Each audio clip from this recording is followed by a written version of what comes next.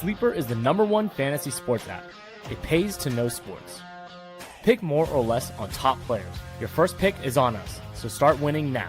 Play in Texas, Georgia, Minnesota, and 27 more states. Pick anytime across all sports, pregame or live. Over 10 million players are already on Sleeper. Make your picks count. Score up to 1,000 times your cash. Join today. Get up to $100 credit using the code FOREVER. Call your shot on Sleeper. Download now.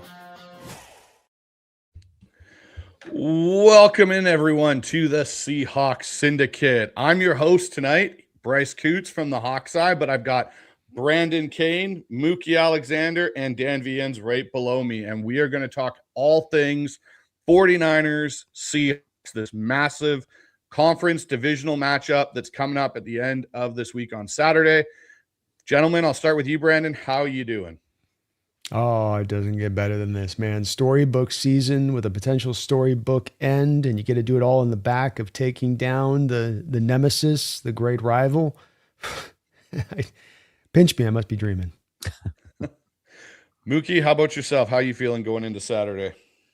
I am pumped. I'm excited. Am I a little nervous? Absolutely. But there's a little bit of a difference between, oh my God, these last couple of weeks, are they going to make the playoffs? They better win this game or else they might miss the playoffs versus, all right, worst case scenario, you're the 5 seed and you get an NFC South winner. Certainly it would impact Super Bowl chances if they win this game or if they lose this game. But the fact that the Seahawks are even in this position, I know we got a couple of people on 13-4 Island here, but the number of people who thought that the Seahawks could be the #1 seed heading into Week 18 can't be very large. Dan, and I'm going to finish this off with you. How are you feeling? I know you've been busy today recording shows and whatnot, but how are you feeling, sir? I'm doing my normal thing where I kind of start the week a little pessimistically and concerned, and I think about all the ways that things could go badly, and then as the week goes along and I dig into the game, I talk myself into being confident. The one thing that's interesting about this game and this week, I keep forgetting there's other games this week. Like that's how much this feels like a playoff game.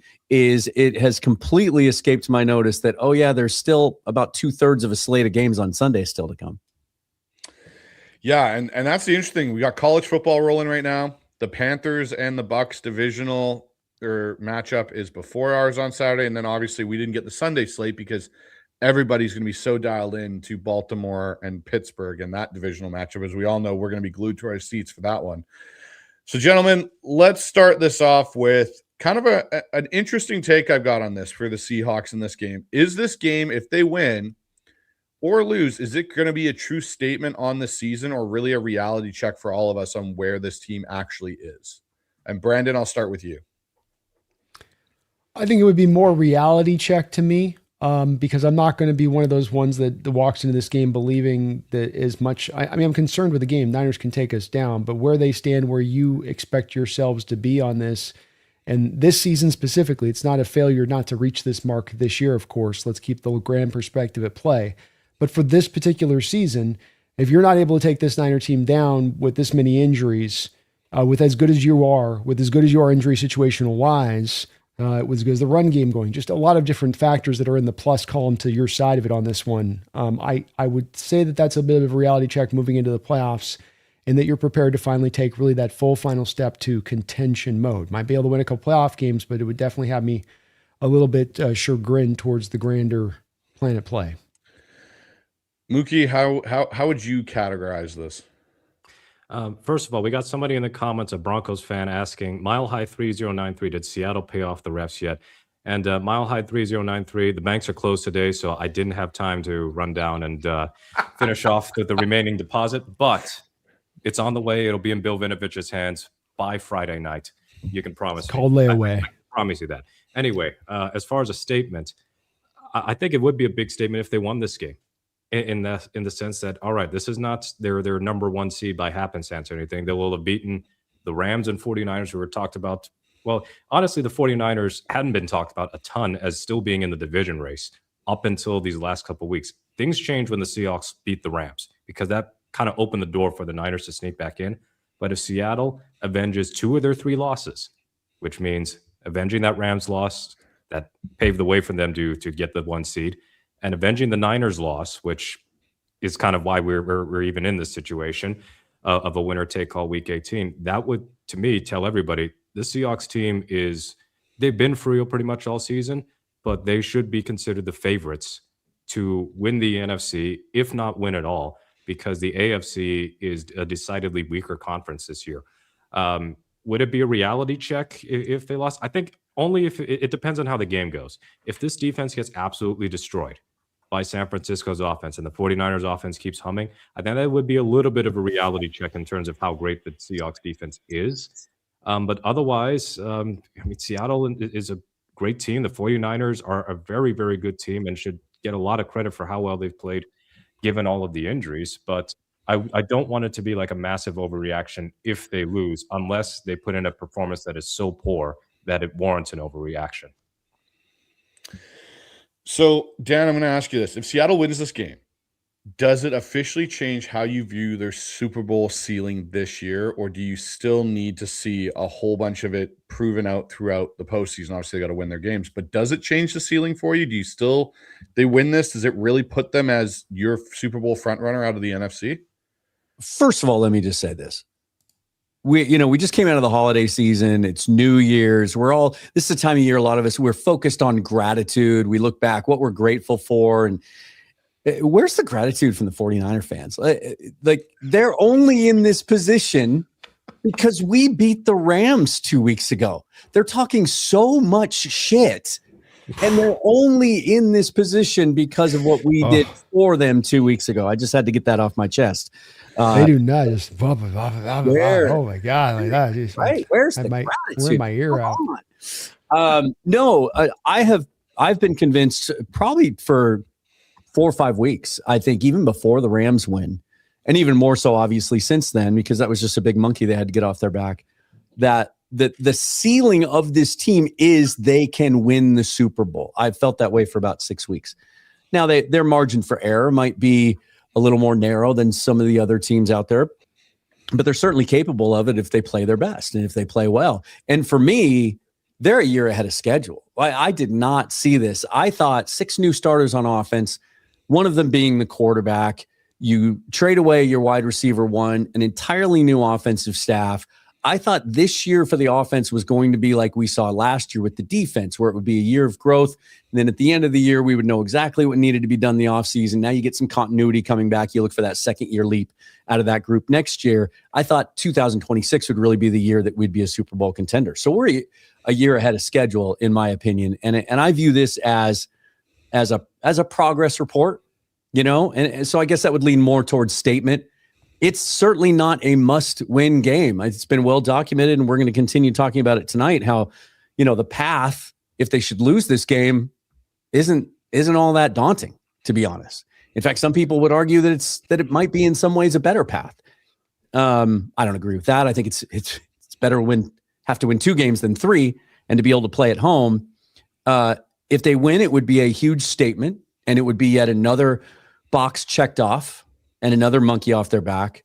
If they don't, it's not the end of the world. You move on. We'll probably see this team again in the playoffs. So I hope they play that way, because I think the pressure is on the 49ers and not the Seahawks. And I hope they come out and play loose and free and easy and have fun, and they're violent and they're intense, because they really don't have anything to lose in this game. It's interesting for me because the last point you made there, Dan, about where the pressure of this game lies. Does it lie on the 49ers? Does it lie on the Seahawks? I tend to feel it lies actually on Seattle. And the one factor, I'll say why. The 49ers, based on the injuries they had this year, a lot of us kind of wrote them off. Like Mookie brought it up earlier saying, like, hey, they weren't really part of this conversation. It was Seattle and the Rams for most of the year. And the 49ers just kept doing their thing. With the injuries to Fred Warner, to Bosa, to Michael Williams, like list goes on. Like you basically take out their injury report and it just rolls off like tapestry. That's where I feel like for Seattle on this, if they want to be considered someone that's still not the little brother, they conquered the Rams. They got a win against the Rams in a big game on Thursday night. They need to get that win versus the Niners to not be considered the little brother a little more, at least in my opinion. I don't know how you guys feel. Dan, do you feel any different? Well, see, that's why I think the pressure is on them. I think they need to win this game, because I think their path to the Super Bowl needs to include a bye and home field advantage. I don't think they travel as well as the Seahawks. And also, if they win, or if they lose this game, they might drop down to the 6th seed and things get a lot crazier for them, depending on how things go this weekend. A little bit tougher task. I think they, more than the Seahawks, need to win this game to have the preferred path to the Super Bowl for them. Brandon, what about you? How do you view it? Yeah, I think that both you have two good points on this. I don't think it's the end of the world in losing the game, but I also don't think it's not nothing to have go down when you consider where they're at injury-wise. If we walked into playing in the Niners and we were able to beat them with just 3/4 of our best players down alone, that'd be pretty significant. And that's what the Niners are engaged in on top of plus. I mean, let's just put this down on this, just down on the floor really quickly on what this Niner team is in base terms. I know we got a long show here, but $100 million in dead money. They let 3 key free agents walk out the door this offseason in Hufanga, Greenlaw, Javarius Ward. They've moved on from the linebacker position in that Nick Martin, and they've got the D Winters kid, not too sure there. Mykel Williams, top 12 pick, out for the year. Bosa gone. Warner gone. They had a defensive line that they cut out a lot of that dead money from. Like, why our offense is weak is we got about $60 million of that dead money is to the offense of the $80 million. Likewise with San Francisco, Javon Hargrave, Malik Collins. These are the type of deals. Leonard Floyd. These are the dead money deals that they're sustaining, weakening down that core just naturally as it was. You put that all into the barrel to me on top of that, and then you've got a Trent Williams. You've got a Christian McCaffrey who looks like his back's about to snap. You got Kildo out there walking out on paper mache of an ankle held together by Elmer's glue. And I do kind of go, yeah, I get where they're at, but I also look at their back half of their schedule, and they've been feasting on the less. Remember the whole easy, schedule thing. So that's where I do come back to. I don't want to overstate it. Dan, to your point on that, it's a good one in that, look, we can still go out there and get the pathway to go. This doesn't end your year, but it's also not nothing to not be able to take that team down with where they're at, especially when you look at where we're at on the other side of it, just merely but for the injury front. We're not down. We got 4 of our 4 best players rocking, right? You could almost go down the line onto it. Like, we're got our 14th of 14th best player going. And I think that's kind of significant as far as the difference goes. Mookie, how do you feel? About which team should feel under more pressure in this game? I actually think it should still be Seattle for one reason in particular. 5 straight road games is the potential path to the Super Bowl. I mean, they're playing these last 2 on the road. And then unless you get the 6 and 7 seeds pulling off upsets, which at this point you can't discount. I think both AFC and NFC, you could see more road teams winning than usual in the playoffs because of the strength of the wild card teams in both conferences. Like Buffalo is a wild card. Houston, unless Jacksonville completely screws up on Sunday, is going to be a wild card, and their defense is right up there with Seattle's, if not even better. And then who's the other wild card? The Chargers are also a wild card, but they've got like 5 random people on the offensive line, so that's kind of like there's going to be a limitation there. In the NFC, it's going to be one of Seattle or San Francisco. Is going to be Green Bay and the Rams as your wild card teams, and Green Bay will have Jordan Love back. I know losing Parsons absolutely limits their ceiling as far as a Super Bowl run, but all 6 of those wild card teams I mentioned have legitimate chances to win on opening weekend. But like I said, 5 straight road games to get to a Super Bowl has never been done before. The maximum is 3. We've had a few teams make the Super Bowl winning 3 road games in a row, but all of them had their final regular season game at home. And it's a lot. Just on the human body. I don't care how much sports science gets into it, to just travel constantly every single week. There's a reason why you max out at 3 straight home games or 3 straight road games in the regular season. It's not the NBA or the NHL or Major League Baseball where you can get these marathon road stands or home stands. So for Seattle to have gone on a 6-game winning streak, although the Niners have admittedly won 7, and potentially not win the division, that would sting a little bit. I actually think San Francisco is I don't want to say playing with house money, but they probably have a feeling like, hey, we've made it this far with as many people as we're missing. We're able to at least function without our best defensive players, and we've had a lot of guys on offense out throughout the year. So whatever we do this season would be incredible. Now, in the longer term, it might mean a lot more for San Francisco with their cap situation. But in terms of this year, this playoff run, I absolutely think it's of paramount importance that the Seahawks win this game to get the home field advantage throughout the playoffs, but also that bye, because I don't know if Charles Cross is good to go for Wild Card weekend. I mean, he didn't practice this weekend, so that's just another thing to consider. The one little bit of soft cushion is the fact that the Rams lost on Monday, and we know that they're the 5 seed. I feel a little bit less comfortable if there was a scenario where they lost on Saturday night and ended up as a 6 seed because the Rams won their last game. And then they got to go to Philadelphia or Chicago. And not saying those games are unwinnable, far from it, but that's a lot different than playing Carolina or a Tampa Bay team that could be last place if things go wrong this weekend. So yes, just win, baby. That's, to me, Seattle's got the pressure on them, but they've been stepping up to pressure consistently well.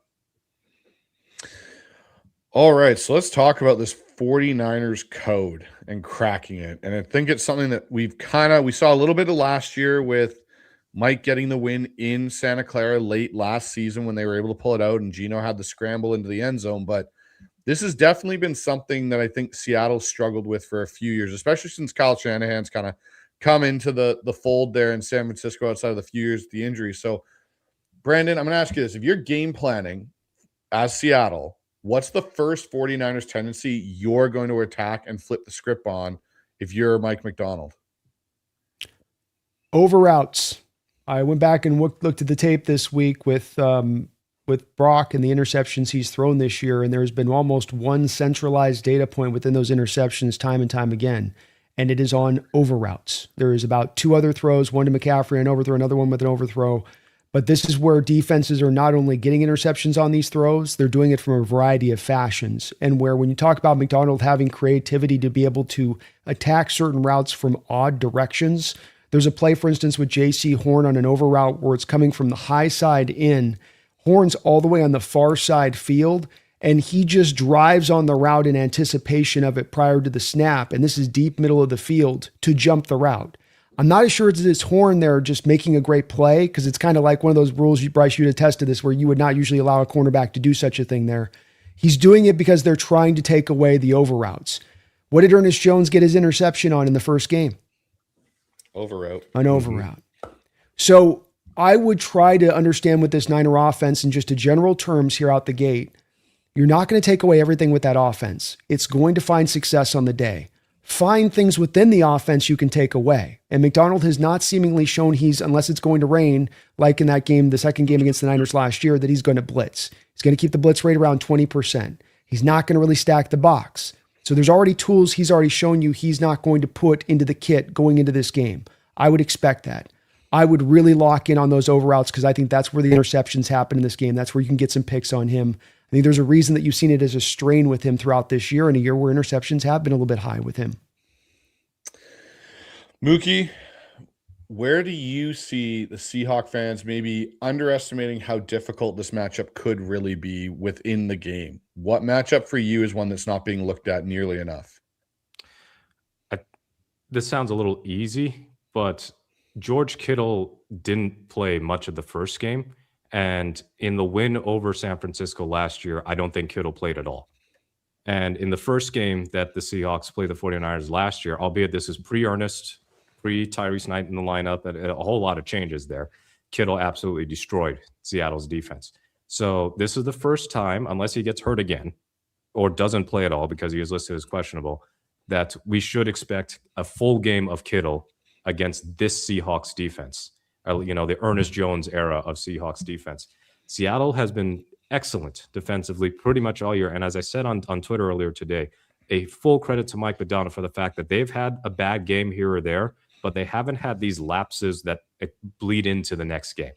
In fact, there have been no lulls. They give up 38 to Tampa Bay. They hold Jacksonville to 12 the next week, even with the guys that were missing. Or they give up 30-something to the Rams. And I know, some of that was short fields, or at least one of them was. And then the next week, they hold Carolina to 10 points and 40 yards passing. So that's a big credit to them. But as far as some areas they could exploit, I believe they're 18th by DVOA against tight ends. And they have had issues throughout the season giving up some chunk plays to tight ends. But it's not just what Kittle can do as a receiver. It's how do you solve when Kittle is involved as a run blocker?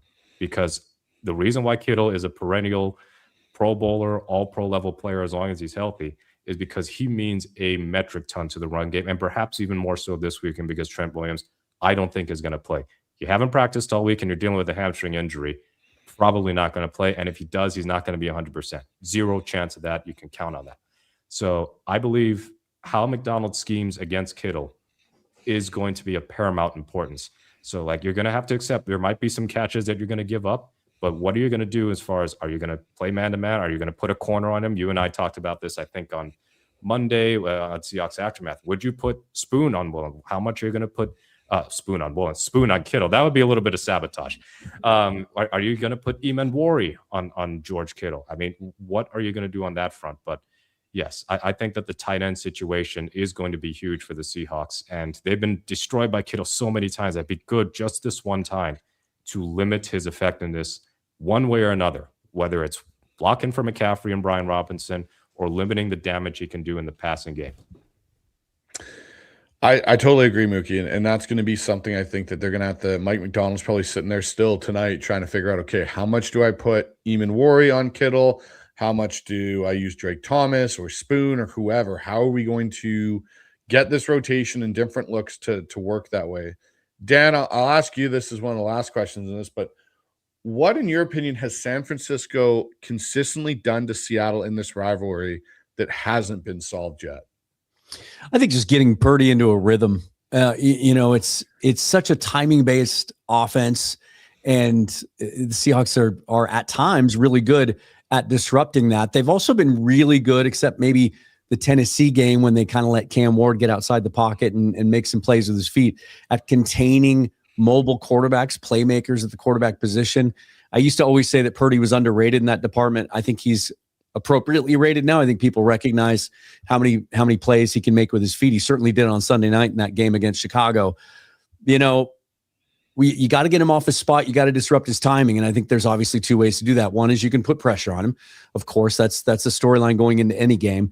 And in week one, the Seahawks pressured Brock Purdy at a rate that he's never been pressured before. It's about 57, 58%. Now, he was still really efficient in completing the football, but he did throw the 2 interceptions. And there were times that he had to go to his second or third read.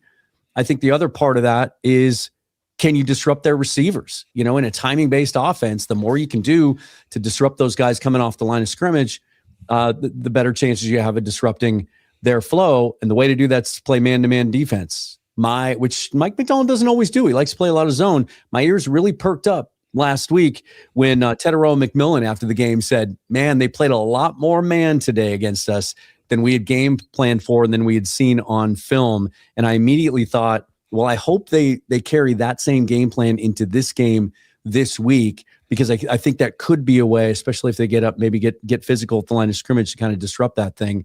I think that's what it's about. And then when Purdy does start to move, just make sure you contain him, right? Just keep him inside. And they do such a good job that they're so disciplined in their rush lanes, those outside guys, especially Uchenna Nwosu and DeMarcus Lawrence. And we get Derek Hall back, of course, this week. He's going to be playing pissed off. I think at the end of the day, it all comes down to, I feel like CMC is going to get his yards. He's going to get his touches. Can you limit the explosive plays and keep Purdy from beating you down the field? So I think there's a couple interesting things about the personnel here for Seattle's defense compared to week one, which I'll be honest, gentlemen, that feels like another season ago almost. The time that's gone between game one and game two of this matchup this season. You're getting Reek Woolen, who's playing probably some of his better football as of late, where in game one he was victimized by Kyle Shanahan in this 49ers passing attack. You also have Drake Thomas, who's now stepped in, because in that game, Tyrese Knight started and wasn't fully healthy, really, and kind of, I think we saw had some issues in there. And so you get Drake Thomas in there at a linebacker spot with a little bit of athleticism. And even if they do sub in Tyrese Knight, we've seen that he's finally now healthy. But Dan, you brought up one name that wasn't a part of that pass rush in that first game, and that's Uchenna Nwosu. How much do you think, Brandon, for you, these additions to the defense and the way that the defense is playing now compared to week one? And I know in some respects it's apple and oranges, but how much do you think that is going to have an effect on some of the things the 49ers do well being taken away from them? My main point would be more of the Eman Wari Spoon combo, because I think there's a force multiplier to that situation that occurred about 4 plays into the first game that really did change our game plan. And not only that, we were in camp. We saw Witherspoon on the outside. I know he's got the background in the slot, but he'd been training all offseason to be the outside corner, and then he's got to be kicked in that game midway through. I got to feel like that didn't necessarily throw out the game plan, but it definitely changed a little bit of the way that they wanted to roll. Now you're going to have Eman Wari out there, and that's really the combo. Uchenna's nice, but I think we all have got to acknowledge with the pressure this year that It's almost as nice as just for the rotations to me on this. It's going to be a playoff atmosphere. The snaps you have on the books are going to be very high intense snaps that are going to tap you out a little quicker. Having the 4 active rushers you can go to who can remain fresh throughout the course of the game, it's going to be a very helpful factor there. But I do look at it more into that secondary. And if I can turn back to a little bit of your points on Kittle, I don't think there's any question about what they do with Kittle. And this is something with Mike that can frustrate you or delight you. But this is the reality of Mike, which is that they are going to play their defense. This is not a spy quarterback type of defense. This is not a roll coverages to a double team type of defense. This is not a Emanwari's going to travel with Kittle type of defense. This is that if Kittle's on Emanwari's side, they're dropping zone, he happens to be in his zone, he'll pick him up. If he's over on Drake Thomas's side at the will linebacker position, dropping his zone, Drake Thomas will pick him up. That's the way this defense is going to roll for good, bad, or the other. So to that point, I think that this is the key on this to like a limiting guy like Kittle is he gets his. But the one key that they've changed up into big to me defensive-wise that Uchenna or Boye Mafe can go to that they went to in the Ram game, first Ram game, is the play action attacking the quarterback solely. I checked out one of the snaps in that game with Parasol running across or attacking that very Tyrese Knight limitation that we had in that game that you talked about in the crosser. And first Boye as the backside rusher unblocked, it's the unblocked edge, is crashing down, scraping down the line because he's trying to help out in the run game. And I'd like to hear your guys' thoughts on this, that he then kind of reroutes and then gets back out onto Brock, right? So it's like, and then he's back out on Brock. By that time, though, the crosser has a chance to clear and Brock has a chance to set his feet and make the throw. I say in a game like this, price of doing business if you give up some of the ground game, 3.9 yard per carry McCaffrey. I go attack the quarterback downhill on the backside edge, specifically with the intention of removing that tight end drag route that comes back across the formation or the long crosser to the slot.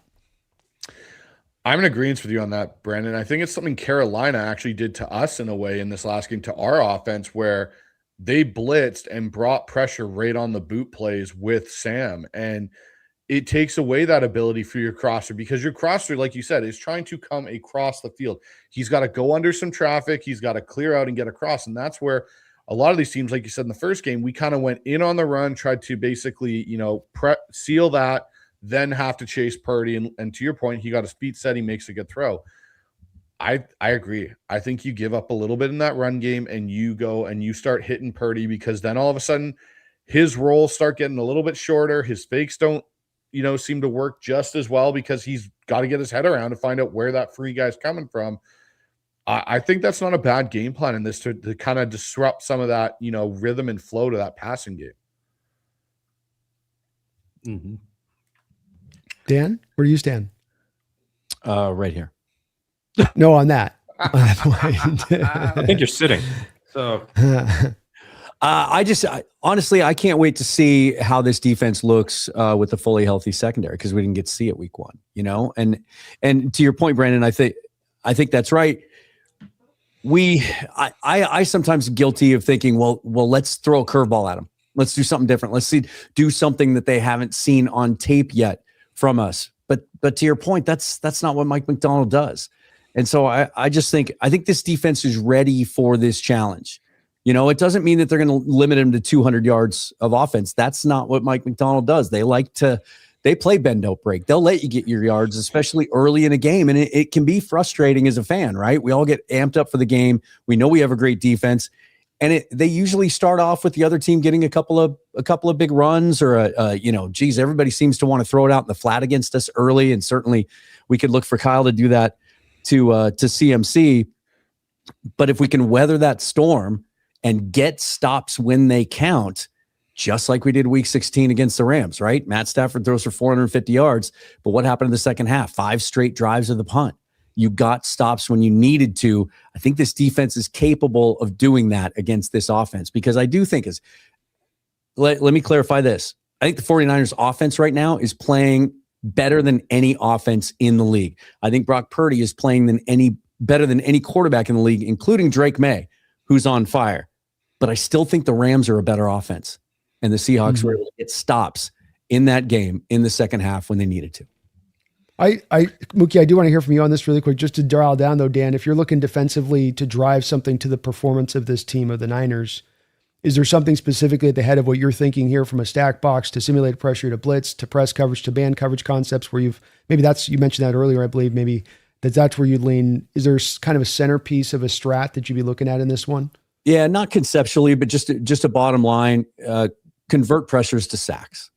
They got a lot of pressure on Brock in week 1. I don't know if they took him to the ground. Maybe once. I'd have to go back and look at the box score. But get him to the ground. And we've seen that a lot from the Seahawks team. I mean, their sack numbers are solid. They're top 3rd in the league, but the pressure doesn't always translate to sacks. I think to slow this offense down and limit possessions and get the ball back to the offense, we got to convert some of those pressures to sacks and get Purdy on the ground. Yeah, I was about to say, first of all, Brandon, I swear you said parasol for Pearsall, so I guess the Seahawks are going to be doing some umbrella coverage soon. But one thing that I wanted to go off from what Dan had said is like we got a healthy secondary. Not quite, because Kobe Bryant's not going to play. I mean, he's doubtful. He's not playing. Ty Okada's better. But the one big... Ty Okada's better. Yes, exactly. And there's a big difference between Ty Okada replacing Nicky Manwari cold on day 1 and Ty Okada being inserted into the starting lineup again when he's had several games playing in Julian Love's absence. And then, of course, playing last week in place of Kobe Bryant. And honestly, he was amazing with his open field tackling. Everybody was, but Okada in particular was so good. The Seahawks social media account put that video of teach tape essentially from Ty Okada. The man coverage stuff is interesting because it's not new on how to stymie the 49ers. Certainly when Debo was still with the 49ers last year, they were having their struggles. They just said, let's do man-to-man on Debo. He can't really separate as much anymore. And the 49ers offense had a hard time dealing with teams who could effectively do man-to-man coverage against them. I wouldn't put it past McDonald to try and play a little more man against San Francisco's receivers, because after you get past Pearsall, I mean, you've got guys like Demarcus Robinson and Kendrick Bourne, and I guess Sky Moore is there another receiver for them. Not a fearsome group of receivers. Yes, they're capable of getting open and they can slice up zones just as well as any other receiving group that Kyle Shanahan has had. But I think that Seattle's corners can play man coverage pretty effectively. And also worth noting, they played man more than zone than they usually do last week. Reek Woolen significantly outsnapped Josh Jobe. And that hasn't happened since the Vikings game. And the caveat, the asterisk there is Jobe had that concussion when that Vikings dude just plowed into him in garbage time. So Woolen got to play through the end of the game and Jobe did not. I think this could be a big Reek game for the potential of him playing more one-on-one stuff. So because we know over the years, even though I'm sure when McDonald is in zone, and I think he'll still be in zone most of the time, Shanahan is just a wizard at exploiting those coverages, same as Sean McVay. But in terms of talent, why wouldn't you take Seattle's secondary over San Francisco's receivers? And I think that is an area where the Seahawks can absolutely try and throw the rhythm off. As you've all said, this is very much a rhythm offense, and Purdy is very much based on timing, anticipation. He'll just throw. I expect a guy to come out of his break. But if you jam him at the line, I mean, look at what the Bears did on play 1, and that led to the Purdy pick 6. They knocked Jennings off his spot. They pretty much ran the route for him. They get a tip drill and an interception. And the Bears decided we will not play defense for the rest of the night. That's not going to apply to the Seahawks if they do the same thing. And the Amenwari Kittle conversation is a fascinating one because, as we mentioned, we didn't get to see it in week 1. And Amenwari's numbers covering tight ends are not great this year. You know, it's certainly an area of growth for him. I'm excited to see how he performs. I'm too. Just to double down back to the San Francisco game initially, that those crossing routes they ran before a couple times to Pearsall, in the game were successful on the back of free releases across the field. Josh Jobe press man coverage at the line of scrimmage. Josh is able to run step for step on a crossing route and picks it off. It's really, with watching back that tape again, they're going back to some very stock routes to get after you, and how you defended on that, and the difference between the two in that game alone and how you saw it at times really stood out to you, making me feel like, I'm leaning here, man. All right, guys. So the last question I'll ask as a roundtable question. If Seattle fixes one thing that's haunted them versus the 49ers, what should it be? And I'll start with you, Brandon. Destroy the freaking wide 9. Run the ball and to finally conquer what should be there from a natural vulnerability on a defense, for which has been one of the biggest points for why you've not been able to succeed against this Niner team as a whole over this 6-year period, is that it's in a wider alignment on the wide 9. You should be able to run and get downhill into A and B gaps much more easier. Fred Warner, the dynamicism of the talent they have up front was what I've been into this prior. They don't have that there now. They're still a good team overall, middle of the roadish, stopping the run, but you should be able to, with your success recently, with your commitment to running the ball, you should be able to find some holes there up on that line. Mookie, what about you? I think you know what I'm going to say. Cut the turnovers out, for God's sake. Because, and I know it's a season-long problem, so it's not like I'm saying this because it's because of what's been going on the whole season. But part of the reason they've struggled so much against San Francisco over the years, and we can go back to either our first or second syndicate show together in this setting and not at fast fashion. They have lost the turnover battle so poorly. It's been not even close over the last 4 years. I think in 2022, they forced no turnovers and, of course, turned it over a ton, and they ended up losing all 3. Same issue in 2023, turned it over multiple times, lose the game. 2024, I think they had, 3 turnovers and to none in the loss to San Francisco at home. And then in the game that they won, Geno had a completely nonsensical interception, and it was canceled out by a Purdy interception to Jonathan Hankins, I believe it was. So at least they were neutral there. Now, they were even in the turnover count this year in the first game. It was 2-2. The timing and the context of those turnovers, though, were huge. I don't think the Seahawks scored off of either of Purdy's interceptions.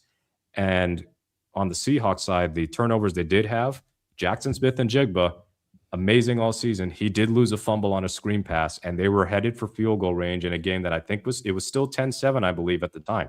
Yeah, and I think that the 49ers went down the field off of that and kicked a field goal to tie things up. So that was minimum to me a 6-point swing. And then, of course, Abe Lucas gets driven back into Sam Darnold's lap, fumble, game over. But Nick Bosa ain't going to be there this time around. So those are your 2 turnovers. One cost you points. Well, honestly, both cost you points, but one pretty much led to points at the other end. The other one ends the game. Seattle's just been too sloppy with the ball. And there's no ifs, ands, or buts. And it's not all Sam Darnold, even with the 20 turnovers. They've had so many fumbles from the wide receiver position. Even Kenneth Walker, who never fumbles, had a catch and fumble against Carolina that turned what should have been a walk-in first down and maybe a field goal attempt at the end of the first half to 4th and 1, and the mysterious short on the sneak play by Sam Darnold. So they just have to take care of the ball better, whether that's Darnold not throwing the ball into traffic as much, finding a way to stop getting passes batted down pretty much every week these days, and then just ball security in general from your skill position players. I love A.J. Barner. He's fumbled a couple of times. He just hasn't lost them yet. JSN's fumbled 3 times. It's just that he's only lost 1. So if Pete Carroll could be in Seattle's locker room just one time, then, I don't want any interference for any other reason. Like, all of these turnovers would make Pete pop multiple blood vessels. But in this instance, like, his freak out over turnovers was very much warranted. So if they can limit the turnovers, then I think they're in good shape. But if they turn it over as often as they do, and so often it ends up being either in the red zone or deep in their own territory, then that's how you let any team back into a game. And against better teams like San Francisco and the Rams, that could be the difference between a win and a loss. Very true, Mookie. All right, Dan, you've got the board. You got the soundboarding here. What's the one last thing that you would say that Seattle needs to work on to stop the 49ers from haunting them? When I think about the recent history against the 49ers and losing 7-8 to them, it's about explosive plays. It's something that has reared its head in every game that we've played against them. Now, this year, if you just look at the overall stats, they're 20th in the league in explosive play percentage, but I think a lot of that is due to the games that Mac Jones started. They weren't getting the ball downfield as much as they could, and they had all those injuries at wide receiver, and that obviously took away some of that explosiveness. Obviously, that would play well into what this defense does well. They're currently second in the league at limiting explosive plays, but my goodness, you're playing an offense that's already good, and now they're hot, and that's a dangerous combination. And because Sunday against the Bears, it just seemed like 60 minutes of one big, giant, never-ending explosive play. So we got to keep those in check. I think for me, the one thing, if Seattle could fix it versus the 49ers, is, as crazy as it sounds, is you've got to not overthink the game. And I think sometimes we get caught up in those. We saw it with Kubiak. We'd seen it at different points with even Pete and some of the other coaches we've had here in Seattle when we play the Niners and Shanahan and the Niners are going to get theirs. It's going to happen. It's divisional football. You're not going to completely stymie them off the board. Like you might make it hard, but they're going to get theirs. That doesn't mean you have to hit the panic button. And that's the one thing for me that I've seen in the past with Seattle is sometimes we, in the Russ era, okay, all of a sudden we abandon the run game and we start throwing it all over the place. And even this year, when we went into that game earlier this year, we all talked about it pre-show. Hey, it was the shotgun fest with no play action. After we had kind of been promised this offseason, we were going to run the ball.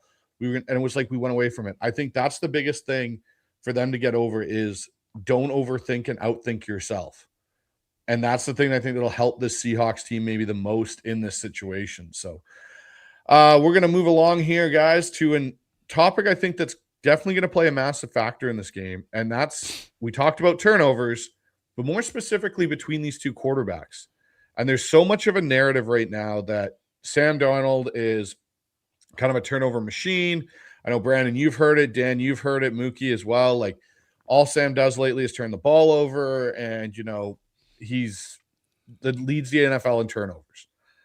Brock Purdy, on the other hand, when it comes to turnover-worthy throws, or I believe interception-worthy throws, is actually ahead rating-wise than Sam.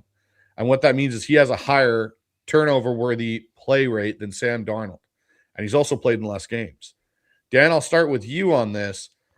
When we look at this matchup between these two, what coverage or pressure look do you think is going to force Brock into some bad decisions that Mike McDonald and this defense can run that are going to cause problems? Well, again, I think we've covered this pretty comprehensively. He's not going to throw anything at them they haven't seen. They're just going to have to play well and show up and execute. And I think, this is a big game for Reek Woolen. It's been a very, very quiet on Reek Island over the last month or so. And that's because A, he's locking his guy down. And B, he's not doing anything stupid. He's not costing us games. He's not screwing things up. And so I think they just have to play their game and just play fundamental assignment sound football. Be violent up front and communicate well on the back end and do the things you have to do, to be sticky in coverage, because Brock will put the ball in jeopardy, as Mike McDonald likes to say. The ball will come alive at times. They have to take advantage of it. They've been doing that lately. They've been taking the ball away. And to your point, Brock Purdy's played in 8 games. He's thrown 9 interceptions. That's a 17-game pace of, if my math is correct, of 15 or of 19. 19, and Sam's on pace for 15. So I think he is going to give us opportunities to take the ball away. We have to take advantage of that. On the other side, it's a slippery slope trying to coach turnovers out of a quarterback, right? I'm sure you would agree with that, Bryce. You don't want to take away the aggressiveness and the confidence that a guy with the arm talent that Sam Darnold has. And I think we've seen a little bit of that since the Rams game. I think it's 9 touchdowns to 9 interceptions, but also he's not attempting as many tight window throws. He's being more careful. Now, they've won every game since then, so the formula is working. I want to see him play free and easy on Saturday, and if he throws a pick or two, it just needs to be balanced out with some explosive plays, because we haven't seen as many of those the last few weeks. No, and I think that's definitely fair. Brandon, for you, like, as a play caller, okay, I'm going to make you the Seattle Seahawks OC. You're taking over for Clint Kubiak. Just don't Ryan Grubb the situation, all right? How do you help Sam play a clean game? What are you looking to call? What are you looking to lean into to have him play as clean a game possible on the road? Well, I think you want to Dan's point, open up the full totality of the playbook and not limit him or make him play. This is be against this defense where I think you got room for error. I think there's reason to believe we don't have to play this tight, that we can come out this with a little bit of a loose feeling. Now that doesn't say that we're just going to let it rip and let it fly. I think first thing you got to start out with is some easy throws to start him off. I don't want to see a 7-step drop off the first play, launching it into the nether regions of the field off the rip. Let the guy get into some rhythm, hyper utilize the play action game. And going back and watching the Niner defense, and I don't know if this is inherently because the Niner defense plays the wide zone in practice every day. And so when they faced us that first week, all of our linemen are learning this new scheme. And I'm just thinking this logically that it worked this way, where they were seeing all these little tells They're same type of tells that a Shanahan would have coached out of his linemen 3 and 4 years into the process. Get your hands off the white of your knuckle. Get on this. Make sure you're selling this as pass pro, even though it's going to be run block because the defender's looking at you. And it really felt like in that game against the Niners, those linebackers and Warner especially were doing a lot of tap dancing towards where the run play was going prior to the snap. And I think that if that's going to happen, you got to burn their sweet ass on that. And that's off the play action, that's off the rollouts, and then thump them, both hitting them deep on that. And then if it's opened up on the easy squeezy throw for Sam, give him a levels concept, pump right in there. And I'd live in a lot of that in this game, especially off utilizing a lot of that A and B gap running style, because those are the play actions that really sell off that. You don't have to get to the outside zone on the play action, then it can be a power play action play for him, and you're just working off what you're just utilizing on those A and B gap runs into the wide 9. So I think you start out with giving him some easy completions. You work in some of the bubble screen. You work in some traditional just kind of shock screens that you can trot out there, and you trust in him. You let the playbook run in full a little bit based on how the Niners are going to play it themselves defensively and what they're going to give you, because every defense is going to open the door to something. But I trust in Sam in this. And I'd like to say and see where maybe some of you guys are in the chat or you guys here in the stream on this. And I'm just not as worried about the interception stuff with Sam. I think with Brock, you get worried about it because you wonder, are the interceptions a product of the limitations of what he brings to the position physically? Sam is not limited in the least physically when it comes to the position. And he's not got anything, I don't think, mentally that's deficient either. I don't think any of you would make the case for that. So is it something that then is inherently going to be a problematic thing now and into the future? Or is it more likely than not a thing of this season? Whereas with Brock, he's been more loose and free with the ball prior to this year too. This interception thing ain't no new kid on the block. So love to hear your guys' thoughts on that, but I'm just not as wrapped up into it. We've lost the turnover battle a ton this year, and we've still routed teams in those games.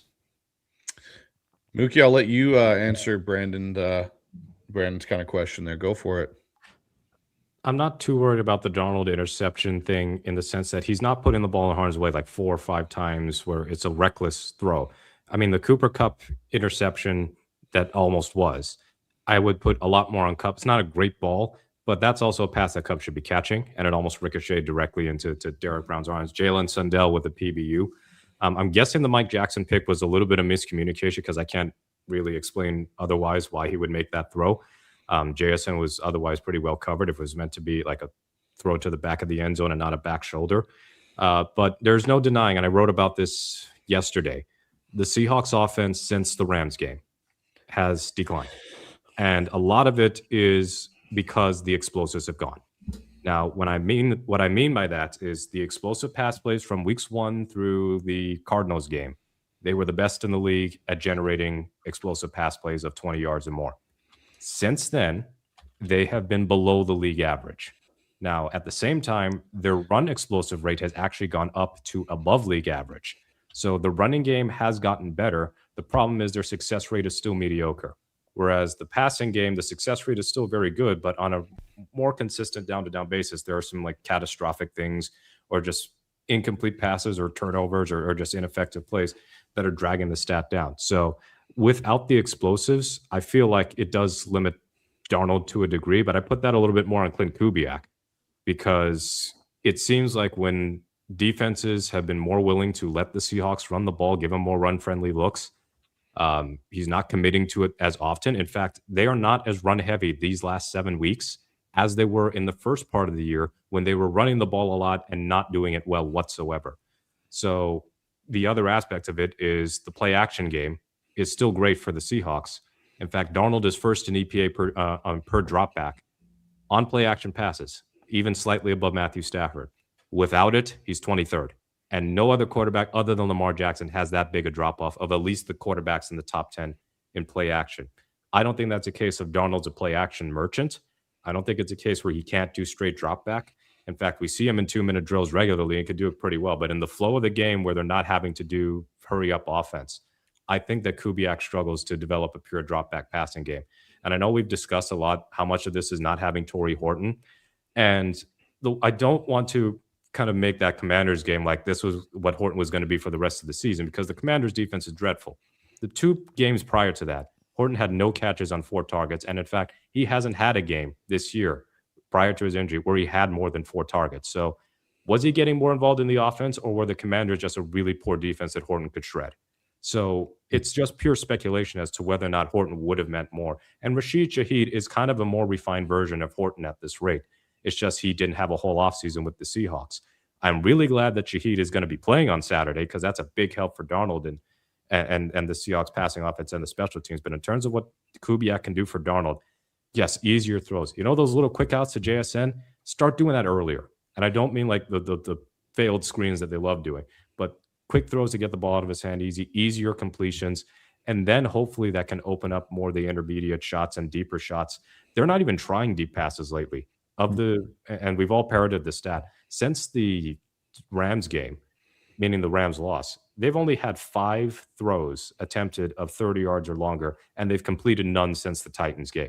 And the Titans, again, terrible defense. So I think that the offense has been figured out to an extent, and the adjustment onus is on Kubiak to make life easier for Sam. And if there was another adjustment to make in terms of making it a little less of a scare in terms of turnovers, not every play action needs to be a boot, because I've been supportive of the boot stuff. But if they're going to start blitzing that, you need to start like play action, keep him in the pocket, or play action out of shotgun, maybe move him around a little bit, play action out of pistol, like diversify your play action game too before that gets predictable. So I know that Darnold has had some struggles lately, but overall he's had a very good season. And if you want to talk about turnovers, and yes, Purdy to a fault is an absolute believer in his arm. And that can get him in trouble sometimes. In a way, it can get in trouble for Sam. But with Purdy, like I said, when he anticipates and that anticipation, that timing is off, that's when things can get erratic for him. So on a possibly rainy night, I don't know what the weather is going to be. I'd be more worried if I'm a 49ers fan about Purdy having some turnovers than Darnold having turnovers against a defense that has 6 takeaways or 6 interceptions all season. It's definitely going to be an interesting way to see how this goes. I'm of the camp that I think part of Sam's issue with his turnovers is to the point of, I think Kubiak is shell-shocked. I spoke about it earlier today on my show with Jason Aponte from SB Nations for the 49ers, and we talked about, from his perspective, what he thinks is wrong with Seattle's offense, because Jason studies the West Coast offense and Kyle Shanahan and McVay and what they've done, and he goes, Kubiak, he even says, Kubiak has the least developed drop-back passing pure progression system out of the group. And he goes, it puts you in problems. And I think that's part of the thing where teams have figured it out. You look at the first interception Sam threw against the Rams on Thursday night. That defender baited Sam into that with alignment, with understanding they're not going to go by the sticks. They're going to sit and throw underneath it on 3rd and 8. And it was the same thing at the goal line when you call a double rat defender drop from your tackle and your edge. That is knowing tendency and taking advantage of it. And that's really good by Chris Shula. But that also shows a limitation in Clint Kubiak. And again, and I know, Brandon, you and me have talked about this with the interception thing. NFL right now is very much like it was, in the 80s. When you go back and look at the stats of guys like Dan Marino and John Elway and quarterbacks back then, they had double-digit interceptions because defense had found a way to stifle the pass game a little bit and make it harder on quarterbacks to read post-snap. It's kind of happening again in that way, and offenses and quarterbacks are struggling. You look at guys like Josh Allen and guys that have got double-digit interceptions this year. Sam's right in that bunch with them. There's only 2 guys with single-digit interceptions that are regular starters, and there's one guy now. That was Jared Goff and Matthew Stafford, but I'm pretty sure, Stafford's at 8, so he's still underneath it. We're good. But that's where you kind of get into that realm of 2 guys out of the majority are the only ones. Everyone else is up in the double digits. I think it's just something they're going to have to learn to live with. So, Dan, real quick on that, Bryce, to your point, just to touch on your thing there. I think that, they're not being very progression reading in this, but also within what you're seeing with these teams is they're biting on the first bob that you set in the water, offensively speaking, right? Misdirection. We've got to incorporate misdirection in this game because we're getting so much of them flowing to where they feel the play side's going, because it's so true to where you are going the play side.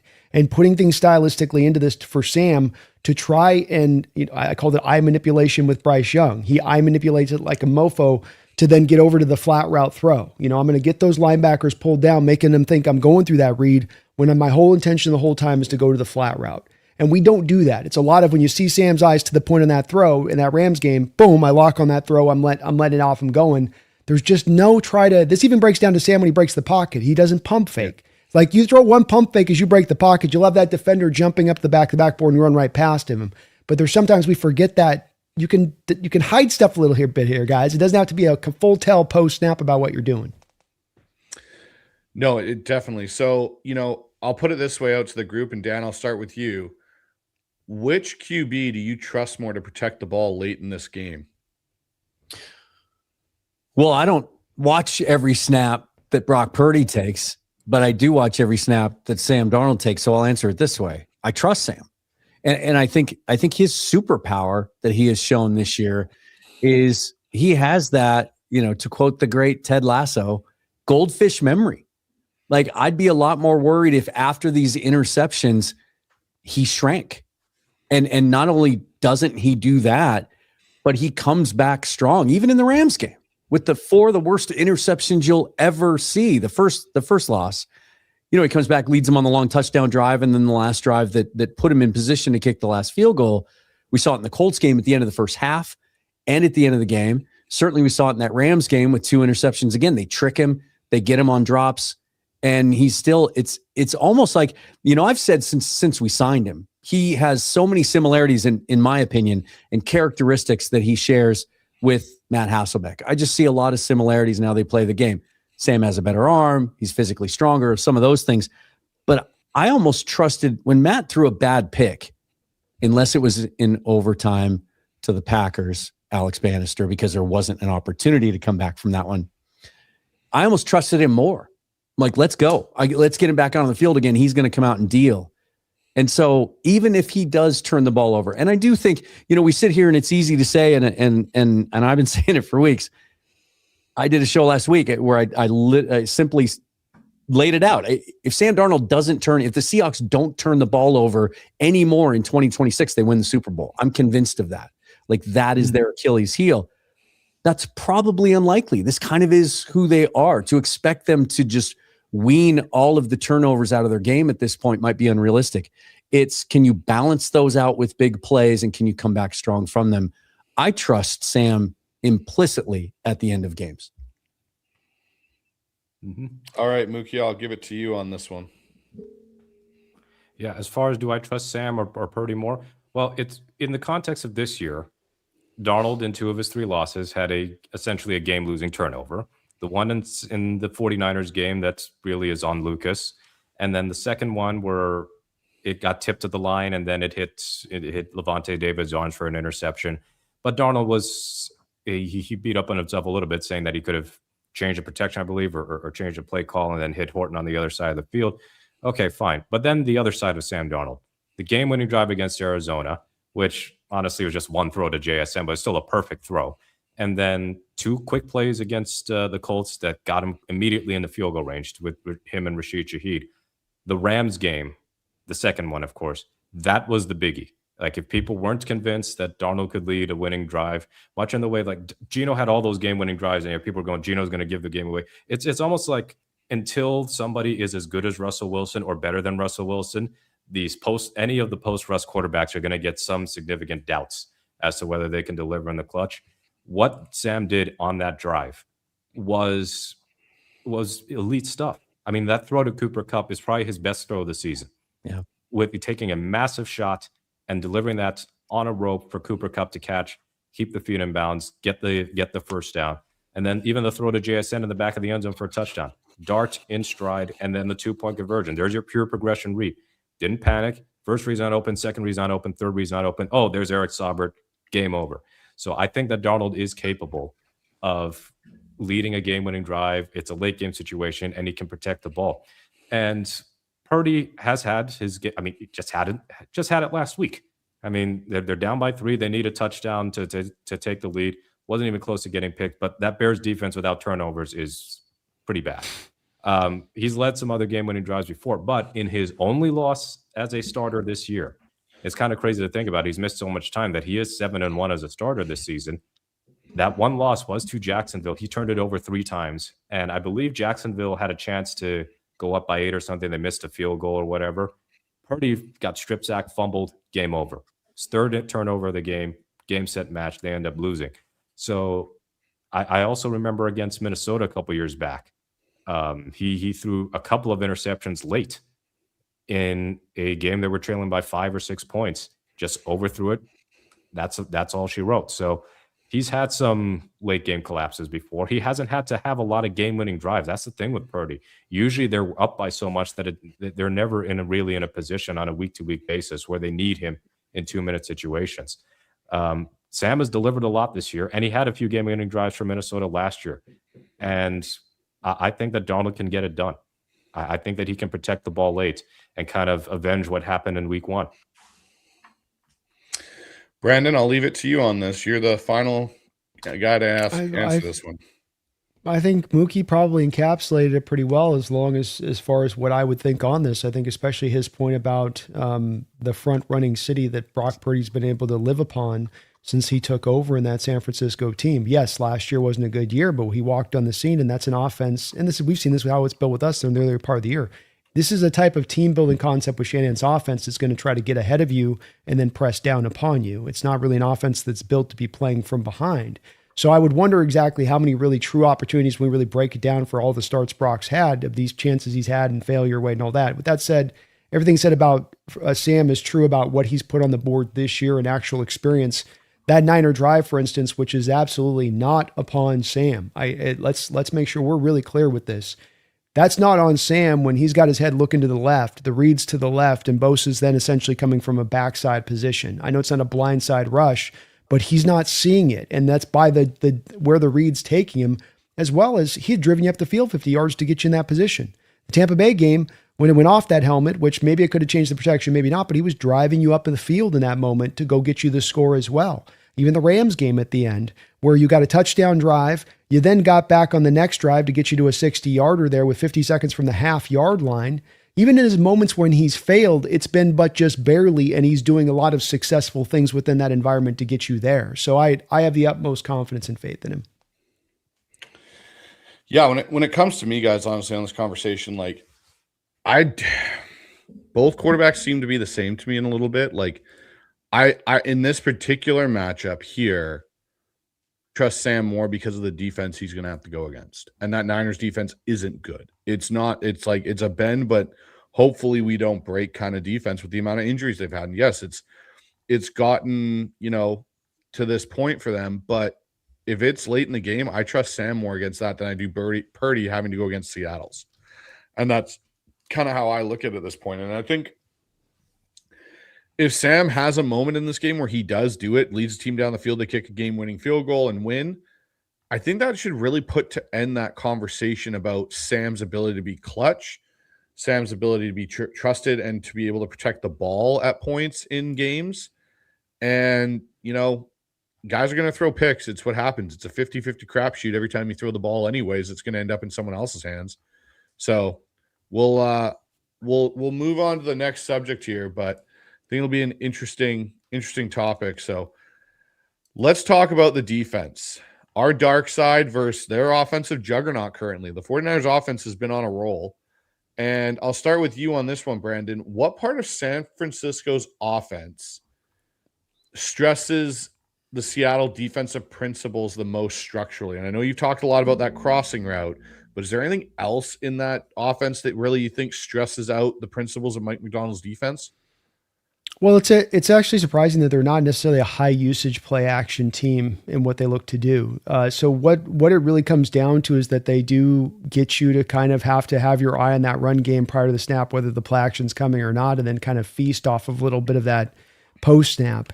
You saw it with the Bears. I thought Collinsworth did a very good job of capturing this well, even though people give him such a hard time. And really the predicament that Bears defense was in, where unfortunately, and I don't have a good way of getting out of this, you've got to a little bit just try to roll the table a little bit on this, on linebackers dropping to depth, linebackers climbing up on McCaffrey, linebackers going to, and not kind of go one trick on that. And it's quite frankly, there's not a way to really do one but not the other. There's not really a way, quite honestly, on this, even with dropping 7 men in coverage, to be able to get the clearance to the over routes and then have not the underneath stuff. I'm not talking about the flat throws to McCaffrey, but he runs those little option routes to the middle of the field, or he just sits down in the middle of the field. And so you have to just kind of throw it a little bit around, but that's where they're going to make some money at times. That's where they're going to find some headway. And you just got to take your price with that. When you had the Ernest Jones in cutting where he jumps the route in the first game on the over route, McCaffrey it does get picked up by Drake Thomas on the blitz. And so that's what kind of saved you on that play with not giving him then the outlet throw underneath. But you're not always going to get that. And sometimes you're just going to have to trust the fact that you're going to catch Brock with his eyes trying to go down the field. It's also where I come back to that JC Horn route where he undercut from across the field. Okay, we don't blitz. Okay, we're not likely to stack the box much with Shanahan, and we have it with Mike, even going back to the Baltimore game he played 2 years ago. What we do is stir the coverages. So let's stir the tank. Let's run in some of the exotic coverages that we have in place to try and really throw Brock off from some of the traditional coverage looks he will tend to see post-snap. And that's where I think you could make some headway. No, and I think that's a fair way of taking, some of that away from the 49ers. And in this situation, Dan, is this a chaos game for Seattle's defense or a game of discipline? Are they going to create a whole bunch of, looks and different things that are going to create problems? Or is this a game where they're going to play to their principles more than any this year? They're going to be disciplined, and that's going to cause chaos. Well done. That's how they do it. They play their stuff, like Brandon said early, but they do it violently, and they arrive with bad intentions. Bryce, you and I talked about this after the Carolina game a few days ago. I am just just increasingly week by week impressed by the physicality of the secondary players in the Seattle defense. The way that they come up, and not just tackle, which wasn't one of their strengths the first third of the season, but my goodness, they were open field tackles early in that game on Carolina. Might have kept that thing in check when the Seahawks seemed to come out flat a little bit. But the way they take on blocks and deconstruct blocks, I mean, we see it at every level, and we see everyone doing it. I mean, Spoon's been doing that now for 3 years. We see Nick Emenwari come up and take on a block with one arm and make the tackle with the other, or completely blow up a play in the flat and create an opportunity for someone else to rally to the football. I think what we've seen all season long are the fruits of the continuity from all the starters and the guys who played a lot of snaps last year coming back in year 2 of Mike McDonald's defense. He himself has admitted many times, he says, this is not an easy defense to learn. We saw that his 2 years in Baltimore. It took about half a season for them to kind of dial it in, and then it was the second year that it really all came together. Now we're 16 games into year 2, and they're as healthy as they've been all year, really. I mean, Kobe Bryant's not going to be out there, but as we said earlier, Ty Okada is playing at a level that has us thinking maybe he's the safety long-term and Kobe Bryant walks in free agency. And that's going to allow them to play free and easy. They're not going to have to think. They're going to know this offense. They're going to know their rules, and they're going to be able to play violent and fly around and cause havoc. And I think there are going to be negative plays. There are going to be penetration plays, and they are going to take the ball away. Mookie, where does Seattle's defense have to win first for everything else to work on Saturday? Is it they've got to keep Purdy in the pocket and get after him? Is it take away the run game? If you had to put your staple on it, what's the one thing, or your stamp on it, what's the one thing they got to take away first to win this game? I think limiting the run game has been a huge problem for the Seahawks against the 49ers for years now. Now, they did an all right job in the first matchup. McCaffrey, I think, averaged somewhere a little bit under 4 yards per carry, but that's kind of been McCaffrey's season. Outside of these last couple of games, he has struggled to have these huge explosive runs, but he's on his way to possibly a second 1,000-yard rushing and 1,000-yard receiving season. I think actually a better way to put it is to stymie the short passing game that involves so much yards after catch for San Francisco, whether that's McCaffrey, whether that's Pearsall. And the receiver I'm forgetting, and I shouldn't because he's one of my favorite non-Seahawks players in the league, is Juwan Jennings, who absolutely wrecked Seattle last year. And he was basically the only dude in the win over San Francisco. Seattle really had a hard time stopping. So I think that's for the 49ers, they are going to take their shots, but we see how much damage they do with their screen passes, with their quick plays, the slants and the little in-cutting routes that turn little gains into big gains. Seattle's done a really good job because of their tackling, because of their discipline, of not allowing a lot of yards after catch throughout the season, at least in the meaningful game action. I totally discard garbage time. They did a pretty good job preventing the big yards after catch plays in the first meeting. They just got beaten with too many deep shots. And by saying I mostly mean Reek Woolen. And I'd like to think that he has got that bug, that bug away. He's clear of all that. So I think it's going to be of huge importance for them to don't let the little plays become either first downs or yards that gain enough for them to stay ahead of schedule. Because what gave them trouble in the second game against the Rams in the first half, how many of the little run plays were not getting 15 yards? In fact, they didn't have a run longer than 10 yards all night.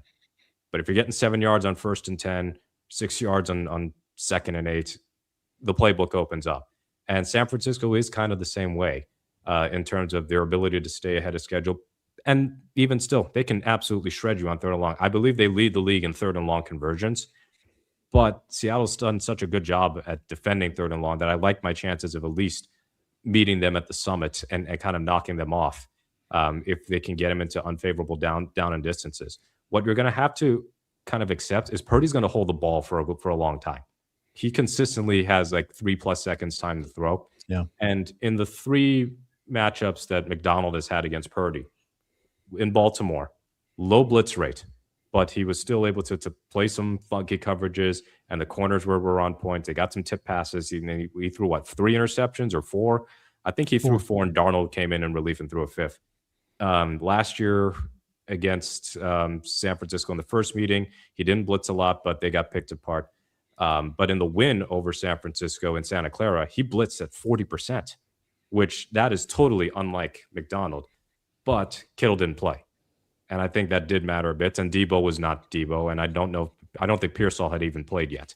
So I expect him to not blitz a lot. I think that we're still going to see the odd strategic blitz. He's not going to be reckless with it. But I think that for the Seahawks, it's kind of winning at the early part of the line of scrimmage, not even in the trenches, just preventing the short games from becoming the bigger ones, as has been the case so many times over the years. So, guys, I'll put it to you this way.